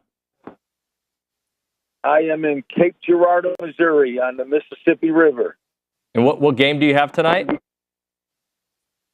I actually have a game tomorrow, okay, and then one on Saturday. Double headers. I do both men and women at Southeast Missouri State University. They start conference play in the Ohio Valley Conference Thursday, Saturday. They do double headers in those mid to lower level leagues to kind of save money, I believe. Yeah, I get it, man. So let's look back at the week it's been. Aggie Hoops, just what do you think about that performance against Purdue? I thought it was typical A&M basketball. Find a way to win. Their defense is absolutely phenomenal. I think anytime A&M plays against a team, they're much more athletic. I don't think there's any way the team can beat them because the defense is so tenacious, and they just get after it, and they just find a way to win. It's never really pretty. And it seems like the next man up steps up and gets it done, but that's what makes for a championship caliber ball club. From a coach's perspective, we hear the term and we see it: awesome defense, great defense. What is it in particular about the way they play defense? Well, I think they have just so many bodies, and then they all kind of accept their role. And it seems like when maybe one guy a particularly bad day or not an average day, then that guy steps up and they just keep motivating one another. And I think the biggest thing they have going for them is kind of that swagger and confidence. You know, there's something about it. Every time that ball's tipped up, you just feel like A&M's going to find a way to win. And again, those are what the teams that opponents fear to play, because there's really not an exact formula you can come up with as a coaching staff when you're preparing for A&M to beat them. I'll use the example, David. Offensive rebounding, it's no secret they're the best in the country. Some teams just say, well, we're going to let A&M offensive rebound. We're not worried about that. What we can't do is turn over and give them easy baskets, or those offensive rebounds lead to three-point shots. And that's where, to me, A&M is so dangerous when that three's fallen, which it has been, those timely threes. That's why they're able to beat the top teams. You know, sometimes teams will say, hey, let them get offensive rebounds. If they stick it back, at least it's only a 2. But when A&M's able to grab the rebound, kick it out, and get a 3, then that's when they're really, really dangerous. Tom, how have they been able to overcome things that have plagued them in the past this year? And I think it's a lot less, but when the offense goes stale, and it happens to all teams, but this team, I feel like that sometimes when it happens for several minutes, right? They've been able to overcome it other than the 2 losses, right? But there's something about this team that they stop the bleeding maybe a little bit faster than I remember. Again, I think it's, I keep bringing it up. I have to sound like a broken record. 8 seniors and that confidence level. I mean, and you look at the games they've won, David, they haven't really been pretty. I mean, they just finding a way to win. I think there's been against the top teams like Rutgers and Creighton, then here recently Purdue, and there was one other one. They've been 4 and 5 point victories, so it's not like they're blowing them out. And if you don't hit a key basket, again, that's the fine line between winning and losing, which makes the game so exciting and fun. But I just think it's the 8 seniors and Coach Williams' leadership. And these guys believe. I mean, there's a swagger to them. It's not cocky. It's just confidence. And that's a good thing. I love the way, like, Wade Taylor and some of the, quote, stars are just deferring, and they don't care anymore. They just want to win and make a name for themselves. I think A&M's ranked 12th. Am I correct right now? Yep. And if you were to ask me, are they the 12th best team in the country when the season started? I would have probably said no, but, I could see them being better than that. I can still see them dropping into the, top 25, top 30. But they're a team that can beat anybody, and we talked about that, which makes it great. But then if they get a little careless and they don't play the way they're playing, meaning spreading the ball and taking their time and not turning it over, then they can get beat by anybody, evident by, UCF coming back on them. And, of course, Oregon's a really good team, and they beat them. But, and in these close games, 4 and 5 points, anything can happen. But that's what makes it fun. I think they'll get by these next 2 games against Houston Christian and Abilene Christian, not to take anything away from those teams. And then it's, Texas, and that's going to be really exciting and a great opportunity to get off to a big-time start. A lot's been made about Wade taking less shots this year. He's only averaging a 3-pointer less, average-wise, I should say. He's averaging 16 points a game. Last year, he was closer to 19. But it feels like he can do that because of the different type of weapons that they have surrounded him with. I think so. They're deeper, and they've got probably, they added the 3 transfers that can all score the basketball. I mean, I think I motivated Payne when I said, he wasn't a stud. I didn't mean that derogatory. I mean, he got off to such a great start, and then he played his tail off against Purdue. So the three transfers have just made A&M that much more difficult to deal with on offense because they can all score and they're all a different weapon.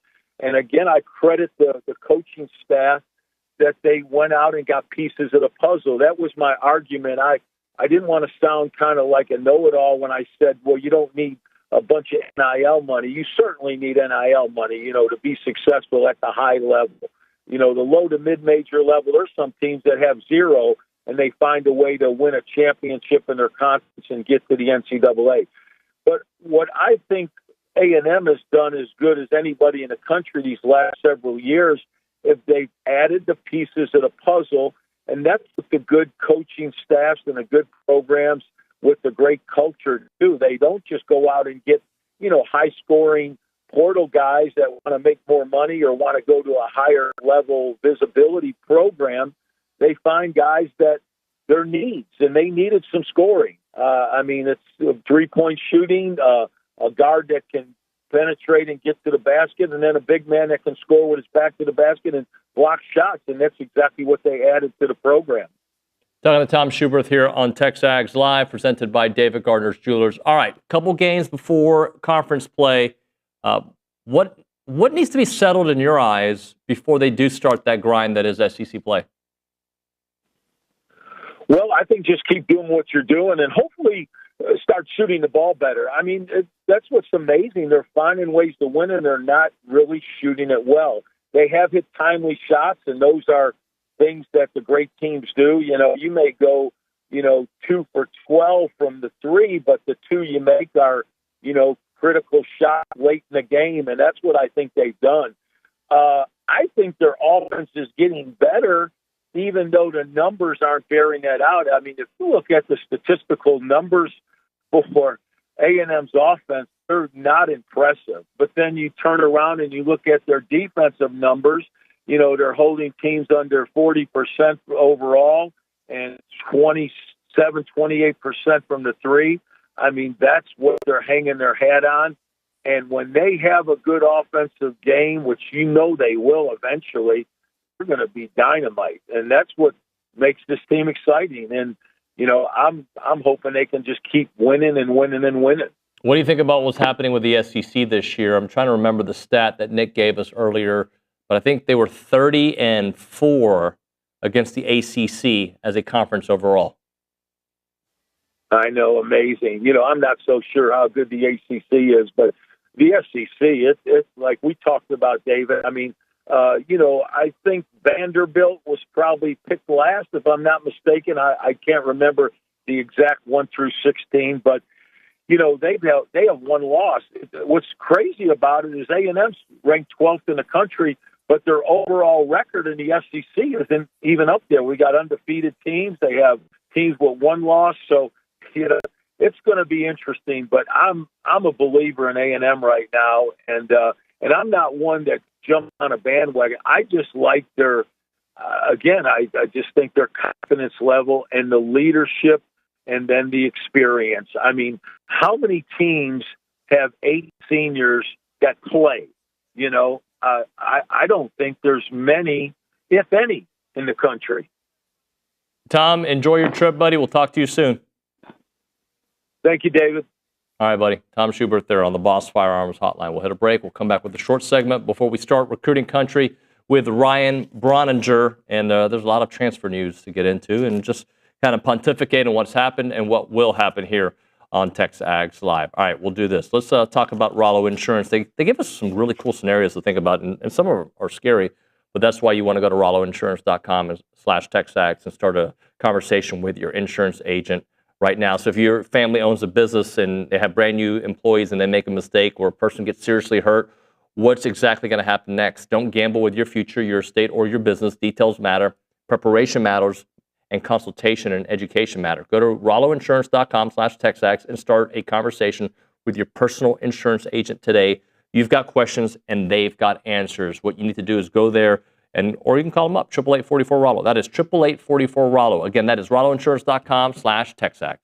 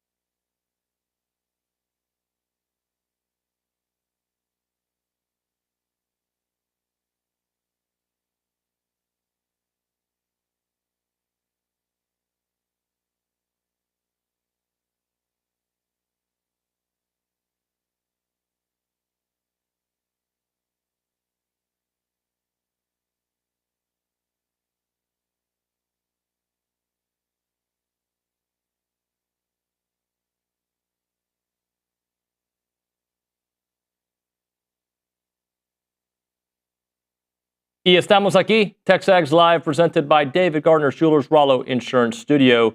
I saw this tweet that I wanted to kind of read out loud. I don't play video games anymore. I wish I had time to do it.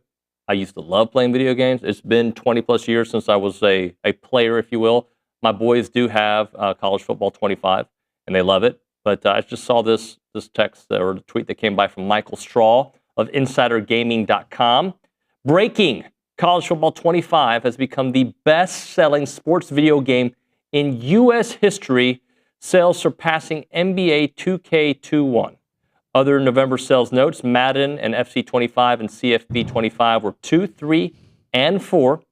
NBA 2K5 jumped to 9 from 17. And CFB 25 still best-selling game of the year. I know a lot of kids your age play it, right? Like that's yeah. Not me. Kids. You don't play it? No. Nick, do you I play? watch people play it. Why do people watch other people play video games? My kids will sometimes go on YouTube and watch other people play video games. Yeah, see, I don't do that. Like, I'll just sit and like, because is that the part? Yeah. Nick, do you ever play it? I'm sorry? You didn't listen to what my question. I didn't have my headphones on. I'm sorry. So you have no idea what I was just talking about. I have no earthly Bro, idea. I just talked about if you can answer this question, I was going to give you $10,000. Okay. I just said it, but it's, I'm not going to do it now. That's fine. I could have used that $10,000. You could have. That's okay. Well, but now you can't have it. Did Callie answer it? Yeah, she got it right. She's getting the $10,000. Oh, good. Yeah. Good for her. And you're getting thanks none for of paying it. attention. Appreciate it. Anywho, Ryan Brauninger, who at parties speaks with a little bass in his voice. A little is, a lot. Hey! Yeah. Sorry, that was a yell. That wasn't even a sorry. That's Did you hear about that? how Bronny sounds. Yeah. That was pretty spot on. Yeah, thank you. Well, that was Bronny at the Christmas party the other day. We'll have him to talk about the portal, the additions and the potential additions, that and more. Estás escuchando TexAgs Live, presented by David Gardner's Jewelers.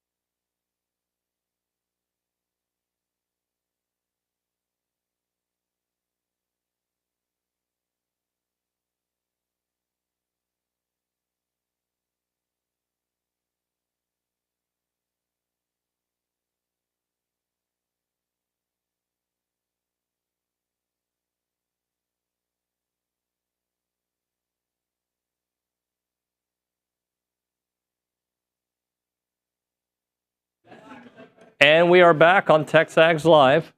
We're presented by David Gardner's Jewelers. We're in the Rollo Insurance Studio. I love this view of the show coming back. Ronnie looks confused. This is your show. You can do it how you like. How are you, sir? I'm good. Good to see you. I'd like for you to be here on time. Oh, I'm here. I'm sorry. I'm handling HR issues. Oh, there's some bullying in the lobby. Apparently, we have an HR department. We have It's called David Nuño, and I did not know that. I'm the new sheriff in town, Reggie Hammond. I've worked here for nearly 10 years, and I didn't know we had an HR department. That's it's supposed good. to be new. You don't want to get in trouble. That's basically the point. Well, you would know about HR considering who your co-host is in the first hour, or you better know where the HR department is. He hasn't said anything controversial in at least 7 days. 7 minutes.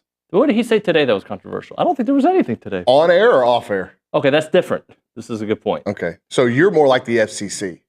Yeah. Okay, so you're not HR. Federal Communications Commission. Right. So you're only responsible for the things that are said on air. It depends. HR is responsible for things that are said on and off air. I'm a narc. I tell them people. I go to the managers' meetings on Mondays, and there's conversations. You're a manager too. Well, I manage egos and personalities. At least one. Yeah. Hey, how you doing, buddy? Busy. Yeah. Like Mike Elko busy? No, not as busy as him, but trying to keep up with what they're doing. Yeah. Keep you pretty busy. And then we've got state championships this week, which is always a fun week, but never have we tried to or had to balance the transfer portal with state championships. So that is one of, if not the largest gatherings of high school media, recruiting media in the state every year. It probably is the largest gathering without question. So there's going to be guys there that cover A&M, Texas, LSU, regional guys that are all probably going to be balancing, trying to cover the games as well as the phones. How, you've said it, but I would like for you to kind of describe the volatility of the portal, because it's not just one guy says one thing and does another thing. I feel like these situations are, you get intel and it can flip quickly. Well, right. For instance, like with the Kevin Concepcion visit, which is anticipated to start tomorrow, like A&M early in the week, I was really doubting that was going to happen, especially it wasn't going to happen had A&M landed Nick Anderson. Right. Like that would have completely undercut your chances with Kevin Concepcion. Now, obviously, A&M in the market for at least one more receiver, and Concepcion coming in tomorrow. But there was reasons why I had my doubts, and other people, it's just, you're right. Volatile is a key word. And just look at how many coaches across the country have addressed what's going on in the transfer portal and just the sheer circus that it is across the country this week. We heard Mike Elko make numerous comments on it yesterday. Rhett Lashley, I thought, was really on point and pragmatic in what he said. And his question was, how many other sports in the world have free agency during the playoffs? Right. And was it Rich Rodriguez last night? I was watching that bowl game, and he's talking about the calendar and we've got to do something because this is just untenable that you're having to try to coach a bowl game, keep your roster together, sign a high school class, navigate the portal, and deal with all these agents all during bowls and playoffs. It's just, but I'm going, well, I don't disagree with that. But who? But no. Who's going to do it? Hey, yeah, who's going to do it, and when would you move it to? I don't know how this, because you also have school starting in January. Did you see Joe Klatt's idea? No. Which I usually don't like his ideas, but he says, which becomes impossible with the expanded playoffs, have the season basically end on January 1st. The way it kind of used to be years ago, right? January 1st, that's it, and then you have that January 2nd through, I think, 11th to figure out, you have those 10 days to get it all done.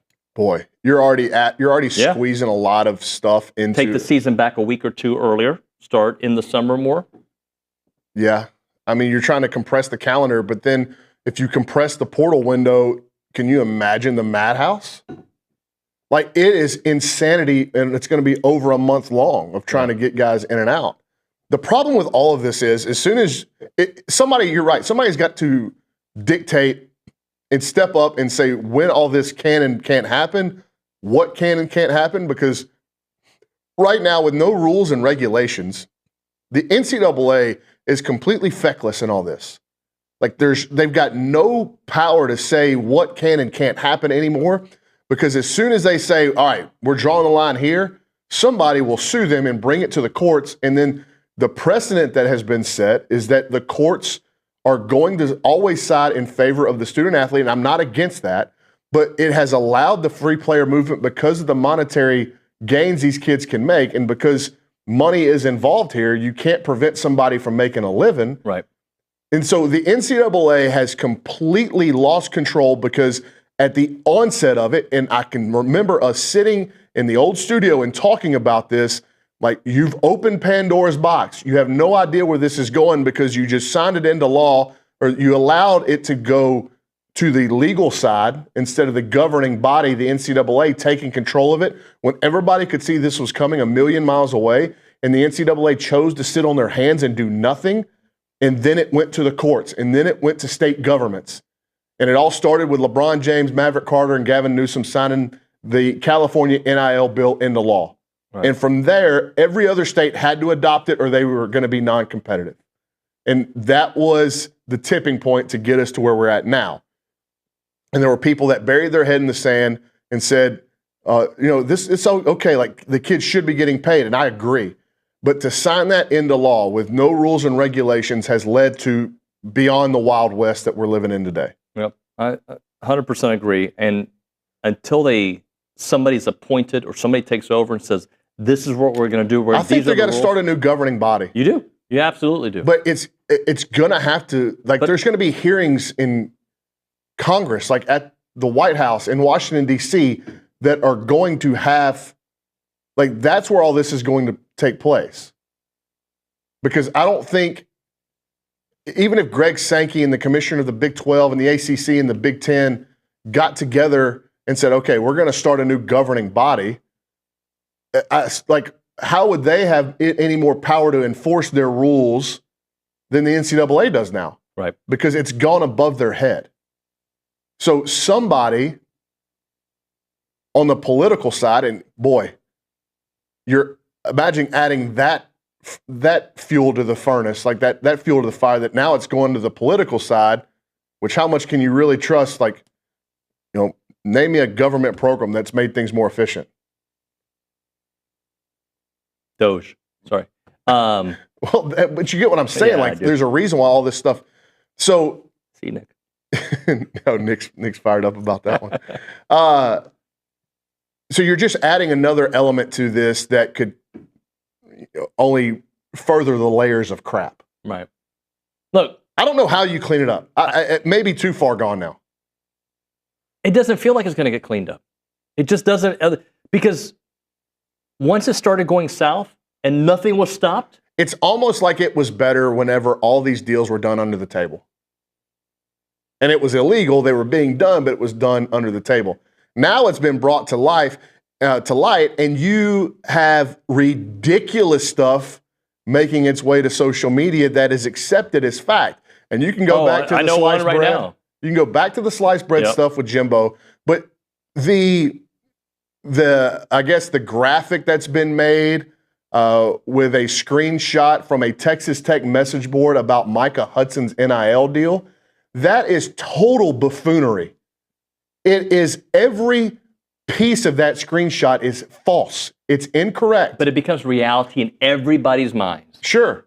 And you just scroll through some of the comments and people you're right, they just accept it as fact because it's on the internet. And it makes me, as somebody who's got real information and real intel on what's going on in these recruitments, it makes me go, well, if people are lying that blatantly and that boldly about something like this, what else are they lying about on the internet? Didn't they have a personal driver or something like that? It's crazy. It's so false. Unequivocally false. Every part about that tweet.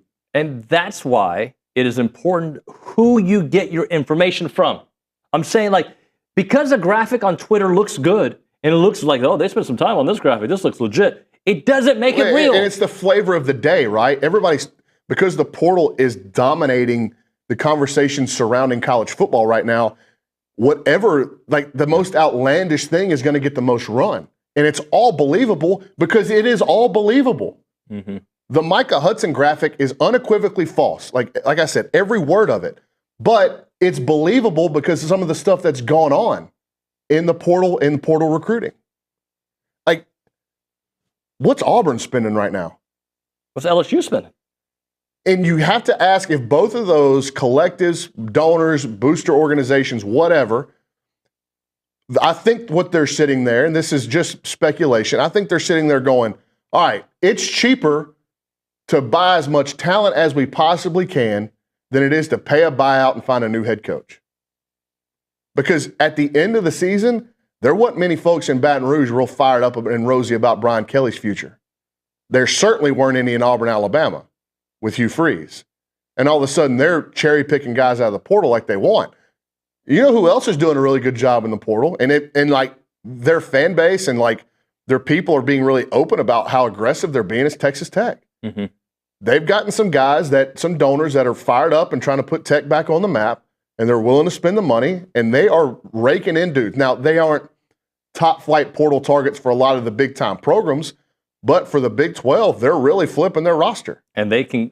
You're free to do that. And you do that in the Big 12, you get yourself an invite pretty quickly to the college football playoffs. Yeah, but Arizona State wins the league this year, and they don't have a bunch of those. Yeah. So it's, again, I don't think there's still enough data to figure out how to navigate this the best way possible.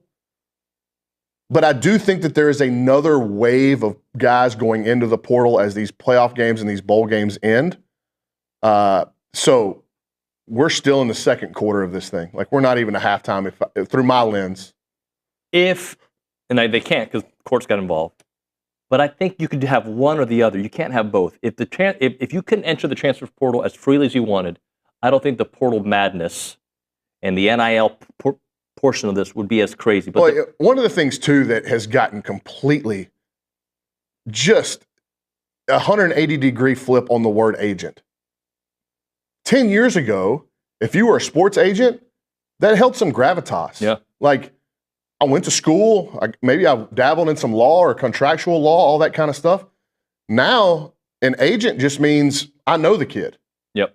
I used to train him when he was a teenager. And I know I have relationships with this coach. I'll make a phone call, get it done for him, and I get my 20%. Yeah, so it has confounded a lot of things in sports and college football particularly, but I know that what we're looking at today is not even anywhere near the same sport as it was 5-6 years ago. No. Not even close, and it's changed that fast. And I just wonder if once me and you are both dead and gone, and people that will continue to cover college athletics will look back at this era and what will they say about it? What the heck was going on? Like, or are they going, well, this is where the whole thing changed and it never got back? I don't know. How do you feel about the wide receiver room today if they didn't add another wide receiver from what the additions that they've Good, not great. Okay. Good, not great. And Mario Craver and Micah Hudson, hugely promising, and they're young. So you're essentially adding them to Terry Bussey's class. Right. So if you look at a wide receiver room just in 2025 that consists of Noah Thomas, Terry Bussey, Micah Hudson, Mario Craver, Ashton Bethel-Roman, I'm sure I'm leaving somebody out, just completely overlooking them, Isaiah Williams, some of those guys, you're going, okay, like you're in a better spot today than you were to end the season last year. Right. They need at least one more big one. And I think like a productive guy. So Concepcion obviously fills that mold. You know, I'm going to put out an update on, I think they would like a big-bodied guy. Like the guy from Miami? Isaiah Horton I mentioned him this morning in the thread. Like, I've just got some tertiary sources that have mentioned A&M's involvement there, but it's not enough for me to say, yeah. He's like 6'5", right? He's A&M's huge. making a big push for him. Deuce Robinson's another one that's been asked about a lot out of USC. I don't get the feel right now that A&M is in the running there. I just think that he's part of the list of guys they're combing through. If you're looking for like real wide receiver targets, like, hey, pin it on the board, it's Concepcion right now. Outside of that, I think it's just, they had Nick Anderson pinned way up there and they didn't get him. So now they're going to go, okay, like, let's go back in, see what's in there now. And then obviously you're tracking on who could potentially go in. So Concepcion, Can you read it as a good thing? I hope A&M gets him so I can hear you say the last name. Concepcion. Yeah. If they get can we read it as a good sign that he went to Alabama, a week ago? And he didn't sign. And he's still taking visits. Yeah, and Miami, who's another school that's in it for him, is likely to get C.J. Daniels from LSU. Right.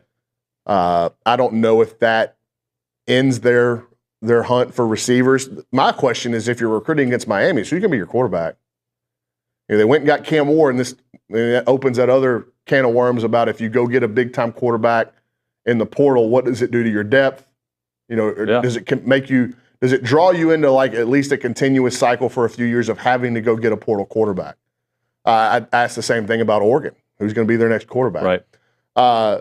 So we'll see. I don't think that just because they take C.J. Daniels, it automatically ups A&M's percentage or lowers Miami's percentage. I'd have to do some more research on that. But yeah, getting Concepcion to campus this week after what happened with Alabama and them kind of swooping in at the 11th hour to prevent the first visit from happening. Right. For A&M to be able to weather that storm, because when all that stuff goes down, you're like, okay, he's going to Alabama, right? Like this is done, and he doesn't sign, and you're able to get him back on campus. That's big. That doesn't mean you're going to sign him, but it's just you were out of the ring, and now you're at least in the ring, swinging. So he would be your 1A target with what's left, and then again, is he like a 6'2" outside receiver? He can do a little bit of everything. He's got a lot of, his tape in 2 years at NC State is layered with kind of a lot of different things. So that's why I say at least one more. If they get Concepcion, they're like, all right, cool, we're done. Like, we feel really good about our room. Or they could go, all right, we got Concepcion. Do we need to go get like another big outside guy? It'll be interesting to see. Typically, Holman Wiggins hasn't, he's talked about in some of the interviews that he's done about wanting to get guys that can play all spots. Like, don't just go get a certain body style to play outside or inside, that kind of thing. But I do think there is room for a bigger guy. Now, Jerome Miles is a big dude, but Jerome Miles is a true freshman coming off an ACL surgery. I don't think that you can have super high expectations for a kid just because he's got 5 stars next to his name when he's gone through that. In year one, too. Right. And, I know that they're very high on their heights. Like, they think they got a real steal in Kelshawn Johnson. Yeah. Like, they think Kelshawn's a real dude. And then, obviously, they took TK Norman out of the high school ranks very early, and all that kid did was have a monster senior season, and then they played in the Mississippi-Alabama All-Star game this past week and was one of the standout guys there. So, that's definitely another kid with an arrow pointing up, and he's got some impressive track and field numbers that translate typically to explosive wide receiver play. So they're fired up about the group they got in. We know they like Ashton Bethel-Roman and Isaiah Williams. Maybe we see one or both of those in the bowl game a little bit more. And then you have Terry Bussey and Noah, who are a little bit more known commodities returning for next year. And you add Mario Craver, you add Micah Hudson, you go get at least one more, and you're going, okay, like the room has been upgraded through this offseason, and that was the goal. Yeah. We'll get to some other positions when we come back. But, look, the guys they've landed, all fantastic. Like I think people missing, too, like they've landed 2 of their primary targets, and they're young. Like, you're going to get Micah Hudson and Mario Craver for at least 2 years, assuming no more portal madness happens with them. Yeah. All right. A moment right now for Caldwell Country Chevrolet, Highway 21 in Caldwell, online, CaldwellCountryChevrolet.com. That's the place to go when you're looking for a new vehicle. If you're in the area or even beyond, you should check them out because they're going to give you an incredible experience when you go to Caldwell Country Chevrolet. They're locally owned and operated by Aggie alumni. They have complimentary pickup and delivery for their service customers. Free oil changes for life on the purchase as long as you own that vehicle from Caldwell Country Chevrolet. Proud supporter of Aggie Athletics with a great and committed sales staff that wants to make sure that you get exactly what you're looking for at the right price at the right time. Again, it is Caldwell Country Chevrolet. Not a far drive, 15 minutes from the edge of Bryan to the beginnings of Caldwell. Short conversation away, but you'll see the difference when you step on the lot and do business with the great people at Caldwell Country Chevrolet, Highway 21 in Caldwell. Online, CaldwellCountryChevrolet.com.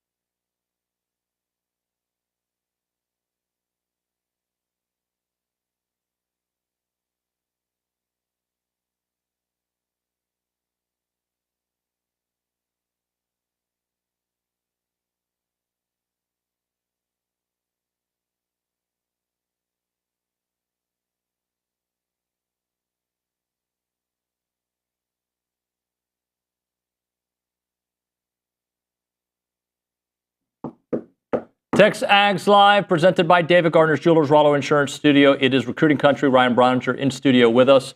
All right, Bronny, so we went a lot into wide receiver, and they've done a really nice job. You mentioned one more would be great, right? And hopefully a big fish there. Defensive line is another area that they need to look at. Yeah, they got to land guys, and I think 4 is the number there too, and a combination of interior guys as well as kids that can play on the edge. And there's been a bunch of names. I do think we're eyeing a potential visit for Deontay McCray from Western Kentucky this weekend. I've heard it's kind of on the docket. Haven't confirmed it yet. They had Nico DeVilliers in from Arkansas. I would think he would be more like your Rodas Johnson type. So you're in on Will Helt out of Purdue, TJ Searcy from Florida.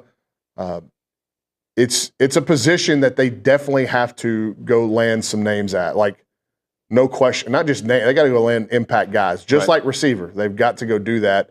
But again, for next year, and Mike Elko said at his press conference, like, hey, we feel really good about Cassius Howell and DJ Hicks, and obviously you have Albert Regis returning and Ryland Kennedy.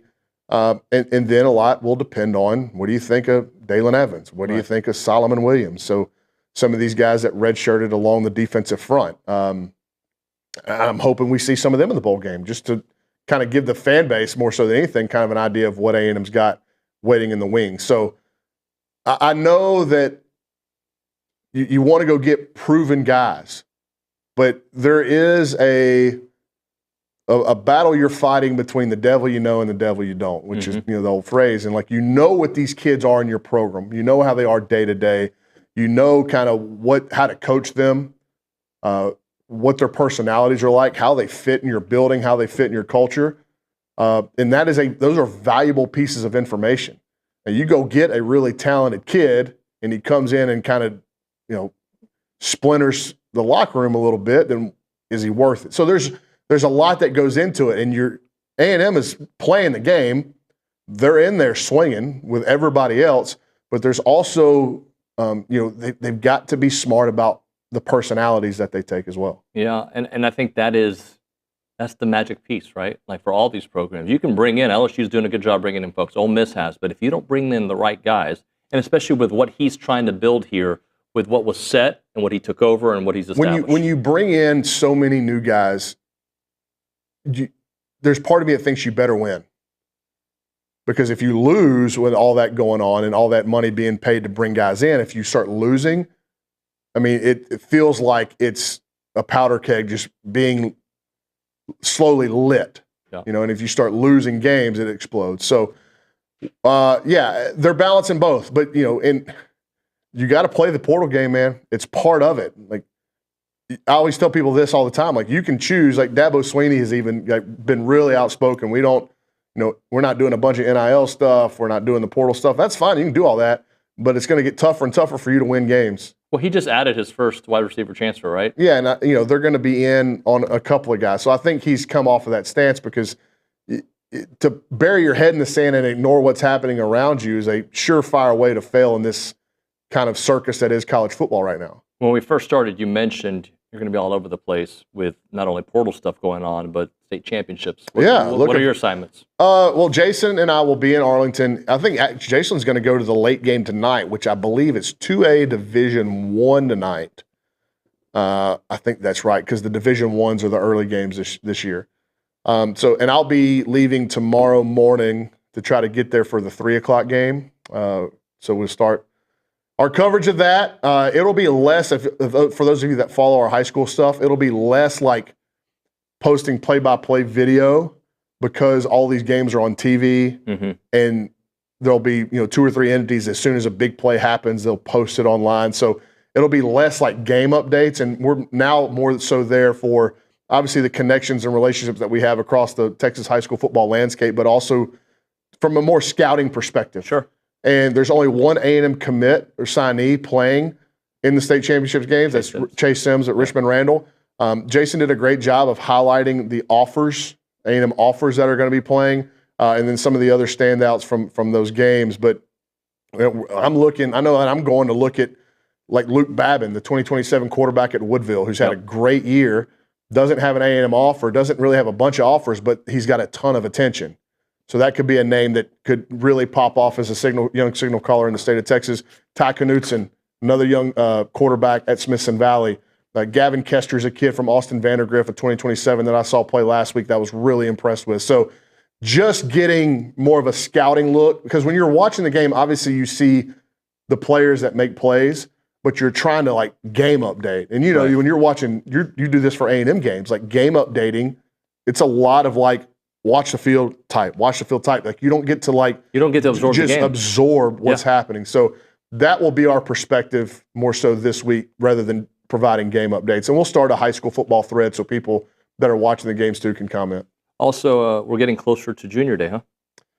Yeah, it's crazy that we're talking so much portal that we've glossed over the 2026 class, which A&M has started out fantastic with. And it won't be, other side of the new year. There'll be Junior Days coming up. And I've been given pretty clear indication that A&M could start rolling on 2026 again at those Junior Days. So a few names in state that are keeping an eye on. If you want to know those names, we'll put them on the message board soon. Subscribe to TexAgs. Yeah, TexAgs.com. Go to the premium board. Thank you very much, Bronny. Thank you. Appreciate you. Bird Dog, Aggie owner and operating company, creating access to hunting opportunities. If you like to go hunting, if you thought about going hunting, but you just don't have the resources or know the people, let Bird Dog take care of you. They'll set it all up. They'll take care of all the logistics. And if you just want, a casual hunt, they can do that for you. You want the 5-star ranch and you want everything set up for you, they'll do that for you as well. You want to have some add-ons like helicopter hunting or potentially a concert, they can do it all for you. They want to make sure the seasoned hunter and, of course, the brand new hunters are having the time of their lives and enjoying being in the outdoors, doing what they love to do. They are great they're an Airbnb for hunters, as I mentioned, but also for the ranchers as well. Put your property on there and let Bird Dog do the rest. It is birddogit.com, birddogit.com. Check it out.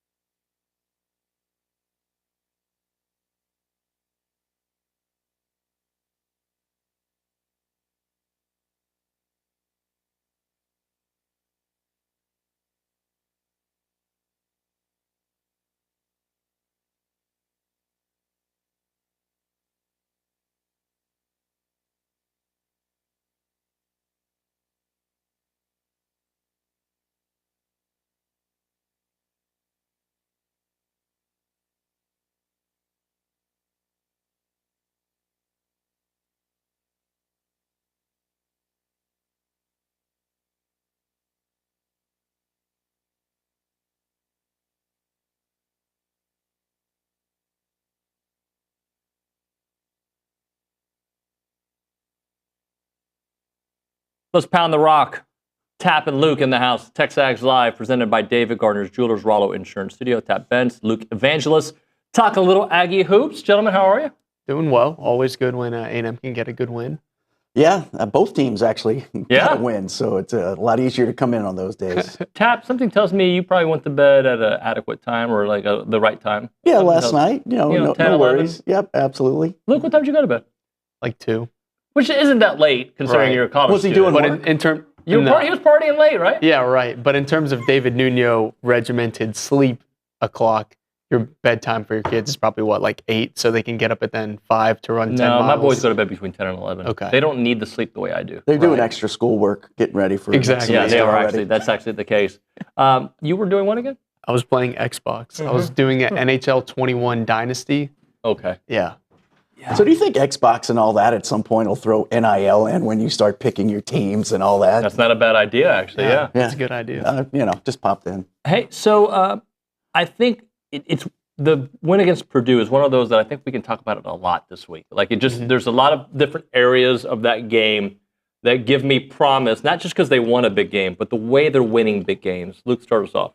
I think it's their defense, and I don't know if has to do with continuity and the fact that the majority of the roster has been through the same install sessions, the same preseason practices where they're learning how to play Buzz's defensive style, or if it's more of the fact that all the transfers they've brought in, Payne and Phelps Zurich, are like defensive specialists. I think Payne in the middle has just adds a rim protecting element that A&M has not had under Buzz Williams in a really long time.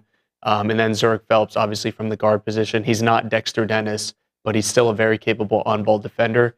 And for all the turnovers that he has on the offensive end, he more than makes up for it with his steals and the havoc he causes on the defensive end. And yeah, you said it, the way they're winning, it's not always pretty to watch, but I think opponents absolutely hate playing against A&M because they're going to make you work for every basket. They've held a top 25 Ohio State offense to their lowest total, a top 15 offense from Texas Tech to their lowest total, Wake Forest, who's not very good to begin with, but still they only had 44 points.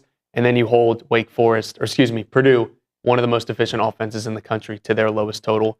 I don't know if another team in the country has held 3 really good offenses to their lowest scoring total all year. You know what I like when I enjoy watching their defense is how they just move in a tandem. I mean, because they force people to certain parts of the court. And so, synchronized. Yeah, that's a great word to use. And so they know where the next available pass, the highest percentage of that next available pass is. So as soon as that guy picks up the ball, they're already moving to guard that next pass. And to me, that was always the hardest thing to teach in coaching was, hey, you do a great job on ball, but why are we not denying that next pass? Mm-hmm. Well, the way Buzz forces them to different parts of the court, they know exactly where it already takes some portions away. Now, if you're able to somehow make a jump pass and get it over there, you usually end up with a wide open 3. But most of the time, those percentages, and we know Buzz loves percentages, they know where that pass is going to go, and they're already moving as soon as he picks up the basketball. Tap, one of the things I noticed in that game is the defense was going so fast that when they would make their switch, the offensive player for Purdue would almost hesitate taking the open shot because he felt the pressure coming. It was almost like a half second, like, do I have time to shoot? And that alone, I think, knowing that they're coming can affect an offensive rhythm. Well, because they don't switch on all screens. Now, if it's guard to guard, they switch. If it's big to big, they switch. Right. But if it's guard, they fight over, they go under again, depending on but they hedge. That especially if, Payne will come out and hedge and try to make that person take a step back. So even though it may look like he's an open shot, now maybe he's not squared up like he wants to be for that shot. It's just great team defense. Yeah. What do you think about that? That the way these teams are having to second guess when they do have an open shot. Yeah, I mean, I think when you look at a team, especially like Purdue, a lot of veteran players that have hit that open corner 3 or that top of the key 3 hundreds of times in their college career, having to take that extra second. That's because of the pressure that A&M puts on them. And I think the key especially was the second half defense where you let Lawyer and Smith go for 12 points each in the first half. They both average 11 per game. So you're thinking, okay, they're going to exceed their average by double. That was not the case. 2 of them combined for like 5 points in the second half. Right. A&M, I feel like A&M football gets a lot of credit for their second half defensive adjustments, but I think it's been A&M basketball that has earned that title as well, especially with how Buzz's staff, because Purdue, Matt Painter is one of the best coaches in the country. He's making adjustments on the fly, and it's the ability for A&M to see that and make live adjustments as well, and not just make those adjustments, but make effective adjustments throughout the whole game. And it's a defense that teams in the country play. Plus, then you have athletes that are playing it. It's not just guys, hey, the only way we can win. And then you have guys that have bought in. They have all three of those things. Right. It's rare, athletic athletes on the floor, and that they have bought into the system. Tap, what is it offensively? Like, am I being a prisoner of the moment, or do I know they still have their offensive issues at times, but I feel like it's a more efficient offense from a Buzz Williams team. And some of that is obviously being veterans.